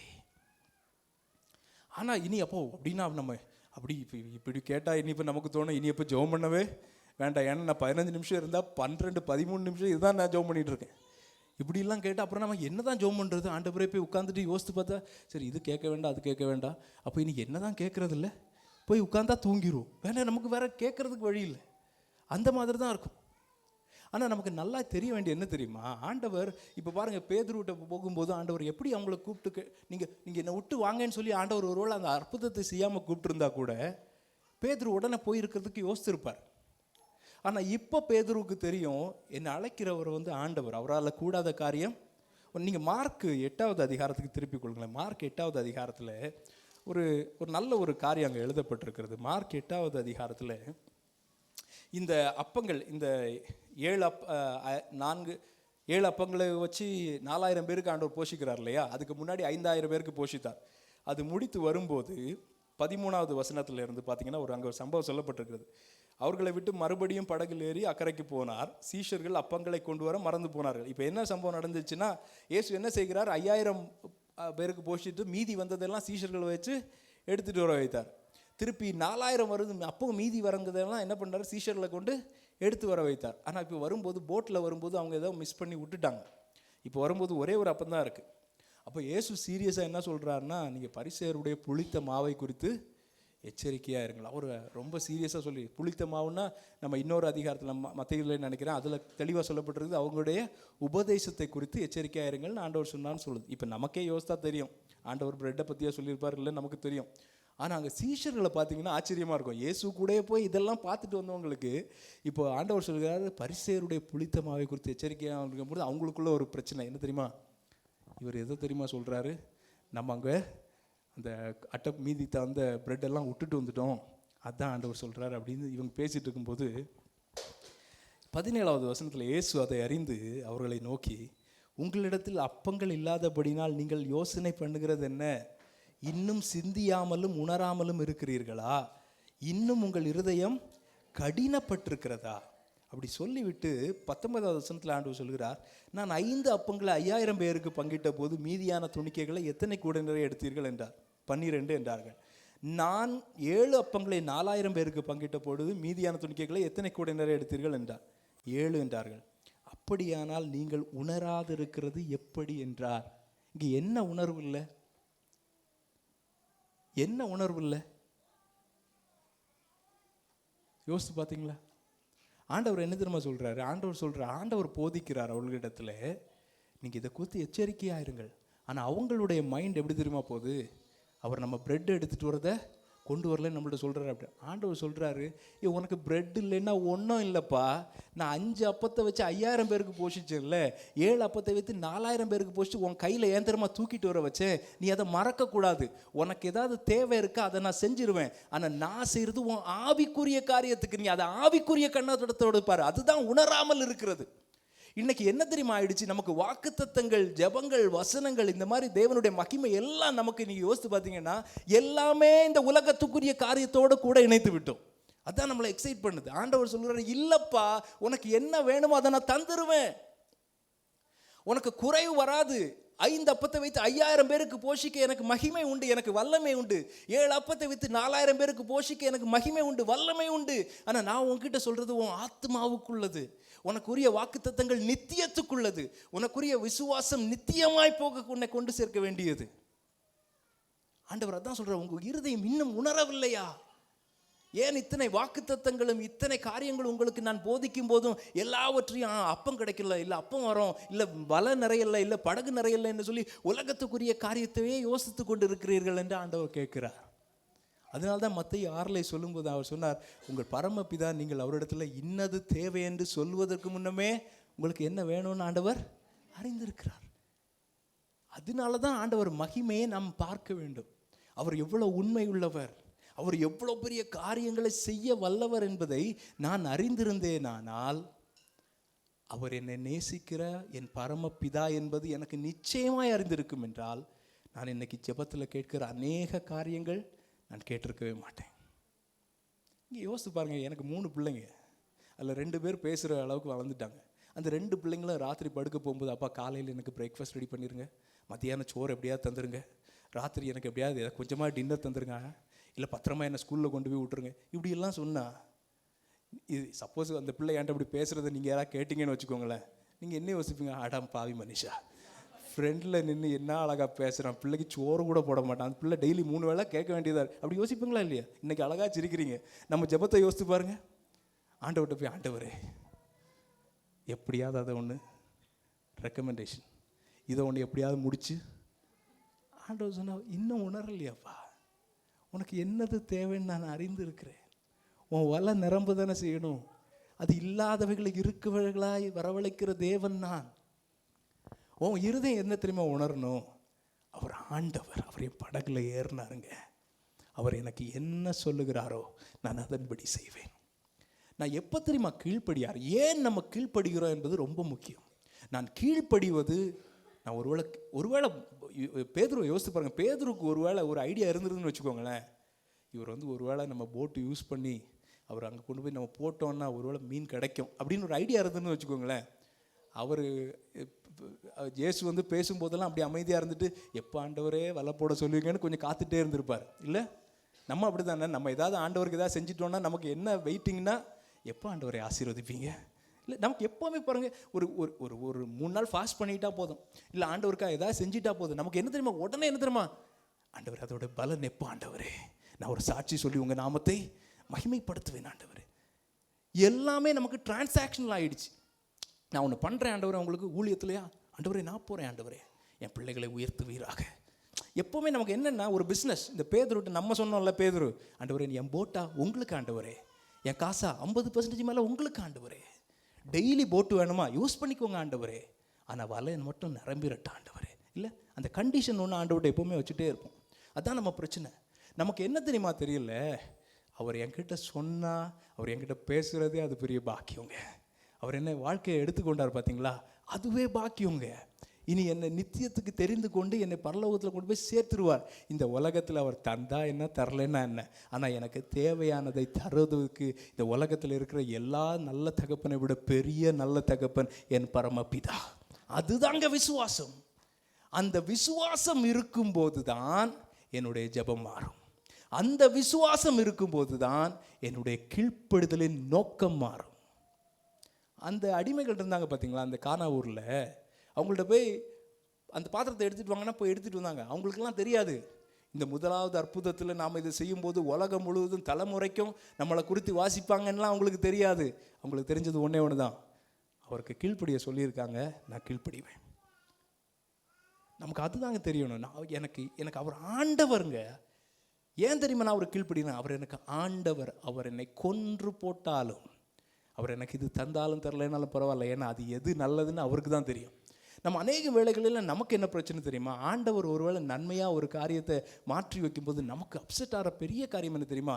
எனக்கு தெரியும் இதாங்க நன்மை, நான் இதுதான் பெஸ்ட்டுன்னு நான் வச்சுருக்கிறேன், ஏன் ஆண்டவரே அதை செய்யலை? ஆண்டவர் சொல்லுவார், அது உனக்கு நன்மை இல்லைப்பா, உனக்கு நன்மை இன்னொன்று. உங்கள் ராஜ்யம் வரட்டும்னு நம்ம ஜெபம் பண்ணினாலும் எனக்கு என்ன தெரியுமா? என் ராஜ்யம் தான் ஸ்தாபிக்கணும். உங்கள் சித்தம் செய்யட்டும் நான் ஜெபம் பண்ணாலும் எனக்கு என்ன தெரியுமா? எனக்கு ஒரு சித்தம் இருக்குது, அதை செஞ்சுட்டு உங்கள் சித்தம் செய்யுங்க ஆண்டவரே அப்படின்னு நம்ம மனசுக்குள்ளே இருந்துகிட்டே இருக்கு. அதனால தான் உலக காரியத்தில் ஆண்டவர்கிட்ட கேட்டு கேட்டு ஆண்டவர் தரலைன்னா ஆண்டவரை விட்டு தூரம் போயிடுவோம், ஆண்டவரை வெறுக்க ஆரம்பிச்சிடுவோம், ஆண்டவர்கிட்டலேருந்து கொஞ்சம் தள்ளி நிற்க ஆரம்பிச்சிடுவோம். ஏன் தெரியுமா? ஆண்டவர் என் ஜெபத்தை கேட்கிறாரா? கேள்வி. ரட்சிப்பை விட மேலானதுக்கு அதுக்கு பதில் கிடையாது. நான் அவரை அறியாத வேளையில் என்னை தேடி வந்து என் படகை கண்டு என் படகிலே ஆசையாக ஏறிக்கொண்டவர், எனக்கு என்னது வேண்டும் என்று அறிந்து ஏற்ற வேளையிலே போஷிக்கிறவர். அந்த விசுவாசம் நமக்கு நன்றாக இருக்க வேண்டும். அந்த விசுவாசம் நமக்குள்ளே ஆழமாக இருக்கும்போது அவர் யார் என்கிற அறிவு, அவர் ஆண்டவர், அவர் சர்வ வல்லவர், அவர் எனக்கு ஏதாவது கட்டளை கொடுப்பாரானால், அதான் நீங்கள் வேதத்தை வாசிக்கும்போது ஆண்டவருடைய வார்த்தைக்கு முன்பாக ஆண்டவரே இதுக்கு நான் கீழ்ப்படி எனக்கு கிருபை தாரு. ஒருவேளை என் சித்தம் எப்படியுமே ஆப்போசிட்டாக தான் இருக்கும், ஆனால் பரவாயில்ல ஆண்டவரே நீங்கள் இதை பண்ணுனா நான் அதை பண்ணுவேன், இல்லை நான் இப்படியெல்லாம் பண்ணுறதுனால நீங்கள் அதை பண்ணுவீங்கன்னு ஒரு எதிர்பார்ப்பில் நம்ம பண்ண ஆரம்பிச்சிட்டோம் அப்படின்னா ரொம்ப கவனமாக இருக்கணும். நான் ஆண்டவருடைய மகத்துவத்தையும் கனத்தையும் அவருக்கு கொடுக்கவில்லை. இது ஒரு பிஸ்னஸ் அரேஞ்ச்மெண்ட் மட்டும்தான். ஆண்டவர் பாருங்கள், ஆண்டவர் வந்து பொய் உரையாது, அவர் வந்து பொய் சொல்ல மாட்டார். அவரும் சரி எனக்காக பண்ணிட்டு போகிறான்னு சொல்லி அவரும் ஏதாவது தந்துடுவார். நீங்கள் பாருங்கள், ஆண்டவர் நம்ம யாருக்காவது ஏதாவது, நம்ம ஊர்லேயே நம்ம யாரையாவது கூப்பிட்டு பக்கத்து வீட்டுக்காரங்களை கூப்பிட்டு சாப்பாடு கொடுத்து பாருங்கள், ஒரு 2 வாரம் கழித்து அவங்களை கூப்பிடுவாங்க சாப்பாடு கொடுக்க, இல்லை அவங்களுக்கு அப்படி தானே? அவங்க என்ன உங்கள் மேலே ரொம்ப உடனே அன்பு வந்தால் கூப்பிட்றாங்க? இல்லை, யாருக்கும் ஒரு இது இருக்கக்கூடாது. நமக்கு எதாவது பண்ணால் நம்ம திருப்பி ஒன்று பண்ணிவிடும். அது நார்மலாக நம்ம கல்ச்சரில் உள்ளது. நம்ம மோசமான நமக்கே அப்படி இருக்குன்னா ஆண்டவர் நான் இப்படிலாம் பண்ணுறேன்னு சொல்லி உடனே ஆண்டவன் திருப்பி ஏதாவது செஞ்சிருவார், தருவார். அது இல்லை மேட்ரு. உடனே அதுக்கு நிறைய சாட்சி கேட்டோன்னா நமக்கும் உற்சாகமாக இருக்கும். ஓ நம்மளும் ஒரு 3 நாள் ஃபாஸ்ட் பண்ணணும் நம்ம கேட்டே இருப்போம். ஆனால் பாருங்கள், அது எல்லாமே அல்டிமேட்லி நம்ம உள்ளத்தில் இருக்க அந்த ரூட் பாருங்கள், அது எல்லாமே தப்பான ரூட். நம்ம ஏன் பண்ணுறோம்? எதுக்கு ஆண்டவர் கீழ்ப்படுகிறோம்? எதுக்கு ஜெபிக்கிறோம்? எதுக்கு ஓடுறோம்? எதுக்கு ஊழியம் செய்கிறோம்? எதுக்கு ஆண்டவருடைய வார்த்தைக்கு கீழ்ப்படியணும்னு ஆசைப்படுறோம்? எல்லாமே உலக காரியத்தில் ஆண்டவர் இது தருவாரா அது தருவாரா, அதுக்கு எல்லாம் லிங்க். வாக்குத்தத்தத்தை ஏன் பிடிச்சிருக்கிறோம்? அதுவும் ஒன்று. அப்படி அல்ல. அவர் என்ன ஆண்டவர், அவர் சொன்னால் நான் செய்வேன். அவர் எனக்கு இது தந்தாலும் சரி அது தந்தாலும் சரி நான் கவலைப்பட தேவையில்லை. ஏன்னா எனக்கு என்ன வேண்டியது என்று என் தகப்பன் அறிந்திருக்கிறார். அதுதான் விசுவாசம். அவர் என்னுடைய தகப்பன், அவர் என்ன ஆண்டவர். அப்போ தான் பேதுருவை போல் பேதுருவிட்ட ஆண்டவர் சொல்லுவது போல் என்னை பின்பற்றி வா அப்படின்னு சொல்லும்போது எல்லாத்தையும் போட்டுட்டு போக முடியும். இன்றைக்கி ஆண்டவர் அநேக காரியங்கள் உங்கள்கிட்ட சொல்லுவார், இதற்கு கீழ்ப்படி. நமக்கு என்ன தெரியுமா உடனே தோணும்? What will I get? எனக்கு என்ன கிடைக்கும்? அதற்கு காரணம் என்ன தெரியுமா? அவருடைய மகிமையை நான் இன்னும் பார்க்கல. ஆண்டவர்கிட்ட சொல்ல போகிறோம், நான் முடிக்க போகிறேன். ஒரே ஒரு காரியம் தான், ஆண்டவரே நான் ஏன் கீழ்ப்படிய வேண்டும்? ஆண்டவரே நான் ஏன் உமக்கு கீழ்ப்படுகிறேன்? ஏதோ உம்மிடத்துலேருந்து ஒன்று எனக்கு கிடைக்கும், நான் பெற்றுக்கொள்ளுவேன், இல்லை எனக்கு வேண்டியதெல்லாம் உம்மிடத்தை வச்சு நான் வாங்கி கொள்ளுவேன் அப்படின்றதற்காக அல்ல. ஆண்டவரே நீர் பெரிய ஆண்டவர், நீ உலகத்தை எல்லாம் படைத்தவர், நீர் என்னை ஏற்றுக்கொண்டீர் ஆண்டவரே, என்னை பிள்ளையாக்கி கொண்டீர் ஆண்டவரே. அந்த மகத்துவத்திற்காய் உம்முடைய ஆளுகைக்காய் நான் என்ன நீர் சொன்னாலும் அதுக்கு நான் கீழ்ப்படிவேன் ஆண்டவரே. ஹல்லேலூயா. அந்த ஒரு எண்ணம் நமக்குள்ளே வரணும், அந்த ஒரு தைரியம் வரணும். அதே போல் தான் சீஷர்களை குறித்து சொல்லும்போது நான் உங்களுக்கு இன்னமும் உணரவே இல்லையா? உங்கள் தேவைகள் எல்லாம் எவ்வளோ அதிசயமாக சந்திக்கிறவர் நான் இல்லை. எப்பவுமே நமக்கு தெரியணும், என் தேவையை ஒருபோதும் என் ஆண்டவர் காணாதிருந்த ஐயோ நான் ஜோம் பண்ணாதனால விட்டுட்டு அப்படிலாம் விட மாட்டார். நல்ல தகப்பன். நீங்கள் யோசிச்சு பாருங்கள், நல்ல அப்பாமார் நல்ல அம்மாமார் பிள்ளைங்களுக்கு என்ன வேணும்னு தேடி செய்வாங்க. அதெல்லாம் நமக்கு சும்மா எக்ஸாம்பிள் தான். எந்த நல்ல மனுஷனும் எந்த நல்ல தகப்பனாக இருந்தாலும் சரி ஆண்டவருடைய அந்த அன்புக்கோ அவருடைய நன்மைக்கோ ஈடு இணையாகவே முடியாது. அதுதான் விசுவாசம். தேவை அறிந்திருக்கிறவர் என்னிடத்திலிருந்து ஒன்றே விடுது, ஆண்டவரே அந்த வேலைக்காரர்களைப் போல மரியாதை போல என்ன வேளையிலும் என்ன கட்டளை வந்தாலும் சரி நமக்கு உடனே லாஜிக்கலாக தோணும், இல்லைங்க நான் ஒருவேளை ஆண்டவர் இப்படி எனக்கு உணர்த்துற, நான் இப்படி பண்ணிட்டா அப்புறம் இதை யாருங்க பாப்பா, அதை யாருங்க செய்வா, வீட்டில் காரியங்கள் எப்படிங்க நடக்கும், இல்லை அதை ஏமாத்திட்டு போயிட்டா யாருங்க என்னங்க பதில் தருவா? ஆண்டவருக்கு கீழ்ப்படியும் போது எல்லாவற்றுக்கும் அவர் தான் உத்தரவாதி. ஹல்லேலூயா. அவர் பார்த்து கொள்வார். நமக்கு ஆண்டவர் இது எப்படி அதை எப்படின்னு யோசிக்க ஆரம்பிச்சிட்டோம்னா அவருடைய மகிமையை மறந்துட்டு வரோன்னு அர்த்தம். அவருடைய மகிமையை மட்டும் பார்க்க ஆரம்பிச்சிட்டோம்னா இந்த தேவைகள் எல்லாம் கண்ணுக்கே தெரியாமல் போயிடும். ஹல்லேலூயா. அதுதான் நமக்கு வேணும். ஆண்டவரே உங்கள் மகிமையை பார்க்கணும் ஆண்டவரே, இன்னும் உண்மை ஆண்டவராய் நான் பார்க்க வேண்டும். நம்ம கொஞ்சம் அர்ப்பணிப்போடு பாட போகிறேன். எல்லாம் எழுப்பி நிற்கலாமா? சொல்ல போகிறேன், ஆண்டவரே நான் என்னை அர்ப்பணிக்கிறேன். ஆண்டவரே ஏதோ ஒரு காரியத்தை உம்மிடத்திலிருந்து பெற்றுக்கொள்வதற்காய் அல்ல, நீர் என் வாழ்க்கையிலே ஆண்டவராய் இருப்பதற்காய் உமக்குரிய கனத்தையும் மகிமையும் செலுத்தி உம்முடைய வார்த்தைக்கு கீழ்ப்படுகிறவனாய் என்னை மாற்றுவீராக. நீர் ஏதோ எனக்கு எதை செய்ய வேண்டும் அதை தருவீர் என்கிற ஒரு இந்த உலக பிரகமான ஒரு நம்பிக்கையில் உமக்கு கீழ்ப்படுகிறதை விட்டு நீர் கனத்துக்குரியவர், மகிமைக்குரியவர், ஆராதனைக்குரியவர், நீர் ஆண்டவர், சர்வ வல்லவர், அதை அறிந்து உமக்கு கீழ்ப்படிய என் கண்களை திறந்தருளும் ஆண்டவர். ஹல்லேலூயா. இயேசுதேவா அர்ப்பணித்தே என்னையே நான் அர்ப்பணித்தே, இயேசுதேவா அர்ப்பணித்தே என்னையே நான் அர்ப்பணித்தே, ஏற்றுக்கொள்ளும் ஏந்திக் கொள்ளும் என் இதயம் வாசம் செய்யும், ஏற்றுக்கொள்ளும் ஏந்திக் கொள்ளும் என் இதயம். எல்லாரும் ஜெபிக்க போகிறோம், கேட்க போகிறோம். ஆண்டவரே நீர் என் வாழ்க்கையில் ஆண்டவராயிருப்பீராக. மரியாளை போல உம்முடைய சித்தம் என் வாழ்க்கையில் ஆக கடவுது. ஆண்டவரே நான் உம்முடைய அடிமை. ஆண்டவரே இந்த உலகத்துக்குரிய காரியங்களுக்காய் உம்மை பயன்படுத்துகிற இந்த அவலமான நிலை என்னிடத்திலிருந்து மாறி, ஆண்டவர் நீர் என்னை எதற்காய் தெரிந்தெடுத்தீரோ அழைத்தீரோ அது பூரணமாய் என்னில் நிறைவேறட்டும். ஆண்டவரே என் ஜெபங்கள் மாறட்டும், என்னுடைய நினைவுகள் மாறட்டும், என்னுடைய விருப்பங்கள் மாறட்டும், என்னுடைய விசுவாசம் மாறட்டும். ஆண்டவரே எல்லாவற்றையும் பார்த்து கொள்ளுகிற நல்ல தகப்பன் எனக்கு இருக்கிறீர். நான் இந்த உலக காரியங்களை குறித்து கவலைப்படாமல் ஆண்டவரே நீர் விரும்புகிற பரிசுத்தமும் நீதியும் என்னிலே நிறைவேற ஆண்டவரே நான் அதற்காய் பிரயாசப்பட உம்மை தேட எனக்கு கிருபை தருவீராக. அர்ப்பணிக்க போகிற அர்ப்பணிப்போடு ஒரு முறை கூட சொல்ல போகிறோம். ஆண்டவரே நான் என்னை அர்ப்பணிக்கிறேன். ஆண்டவரே நீர் ஏற்றுக்கொள்ளுவீராக.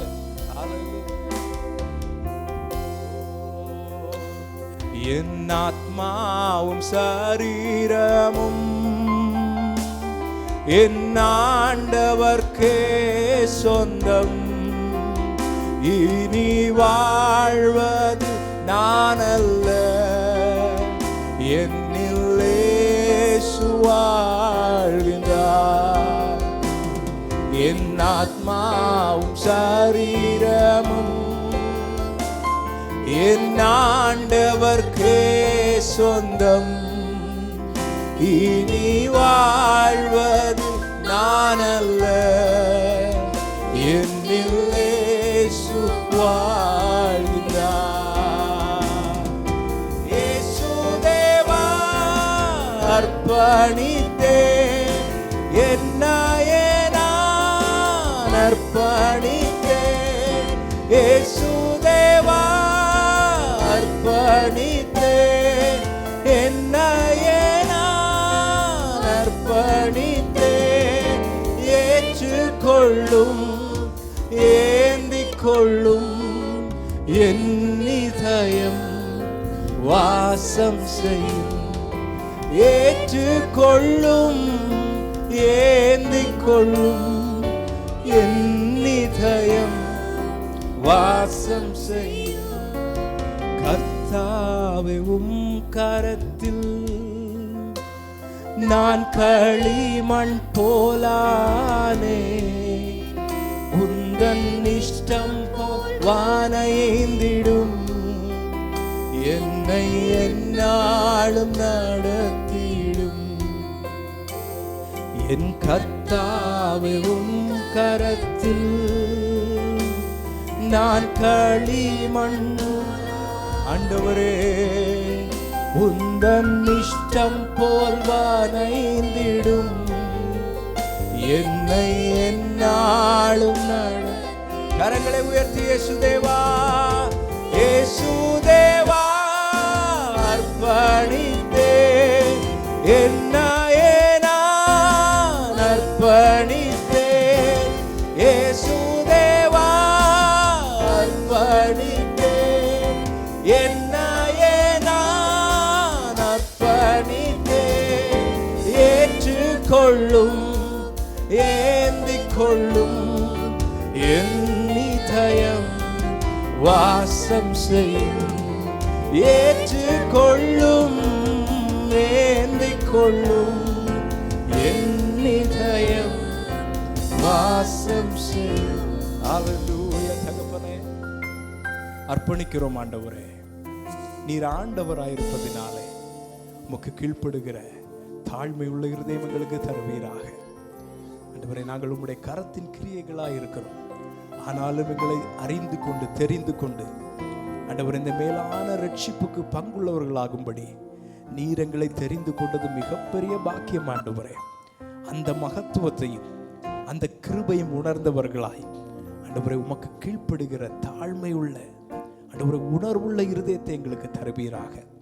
நான் இப்படி கீழ்ப்படிவதனால எனக்கு என்ன கிடைக்கும், என்ன தருவீர் என்கிற ஆண்டவரே அந்த பெருமை எங்களுக்குள் வராதபடிக்கு நாங்கள் எங்கள் தேவைகளுக்காய் உம்மை தேடாதவர்களாய் ஆண்டவரே நீர் எங்களை ரட்சித்ததினாலே உம்மை அனுதினமும் தேட உம்முடைய மகிமை காண விரும்புகிறவர்களாய் எங்களை மாற்றுவீராக. இந்த மேலான பாக்கியத்திற்கு பங்குள்ளவர்களாய் எங்களை அழைத்ததற்காய் வைத்திருப்பதற்காய் நன்றி செலுத்துகிறோம். எங்கள் இருதயங்களை மாற்றுவீராக, உருவாக்குவீராக. தேவைகளை எல்லாம் சந்திக்கிற நல்ல பரமபிதா, நாங்கள் சொல்லுவதற்கு முன்னமே அறிந்திருக்கிற நல்ல பரமபிதா எங்களுக்கு இருப்பதற்காய் ஸ்தோத்திரம் ஆண்டவரே. அந்த விசுவாசத்தை எங்களுக்குள்ளே பெருக பண்ணுவீராக ஆண்டவரே. எல்லா தேவைகளிலும் கவலைகளிலும் பாரங்களிலும் உடைய சமூகத்திலே வைக்க விண்ணப்பத்தோடு ஏறெடுக்க எங்களுக்கு நீர் ஆண்டவரே அழைப்பு தந்திருக்கிறீர் ஆண்டவரே. புத்தி கிட்டாத மேலான உடைய தேவ சமாதானம் எங்கள் இருதயங்களை ஆளும் என்கிற வார்த்தையை நீர் தந்திருக்கிறீர். அப்படியே உம்முடைய பிள்ளைகள் ஒவ்வொருவருடைய சமாதானத்தினாலே நிறைத்து அனுப்புவீராக. உமக்குள்ளாய் நாங்கள் வளரட்டும். எங்கள் வாழ்க்கையில நீர் தேவனாய் ஆளுகை செய்கிறவராய் இருப்பீராக ஆண்டவரே. உமக்கு கீழ்ப்படுகிற நல்ல ஆண்டவரே ஊழியக்காரர்களாய் எங்களை மாற்றுவீராக. எல்லா கனமும் மகிமையும் உமக்கு ஒருவருக்கே செலுத்துகிறோம். அந்த ஒவ்வொரு பிள்ளைகளையும் ஆசீர்வதித்து ஆண்டவரே திருப்தியோடு சமாதானத்தோடு அனுப்பும். எங்களை தாழ்த்துகிறோம். எல்லா மகிமையும் கனமும் உமக்கு ஒருவருக்கே செலுத்துகிறோம். இயேசுவின் நாமத்தில் ஜெபிக்கிறோம் ஜீவனுள்ள நல்ல பிதாவே, ஆமேன். என் ஆத்மாவே கர்த்தரை ஸ்தோத்திரி, என் முழு உள்ளமே அவருடைய பரிசுத்த நாமத்தை ஸ்தோத்திரி. என் ஆத்மாவே கர்த்தரை ஸ்தோத்திரி, கர்த்தர் செய்த சகல உபகாரங்களை மறவாதே. Amen, amen. Hallelujah. Praise the Lord. கர்த்தர் ஆசீர்வதிப்பாராக. Thank you.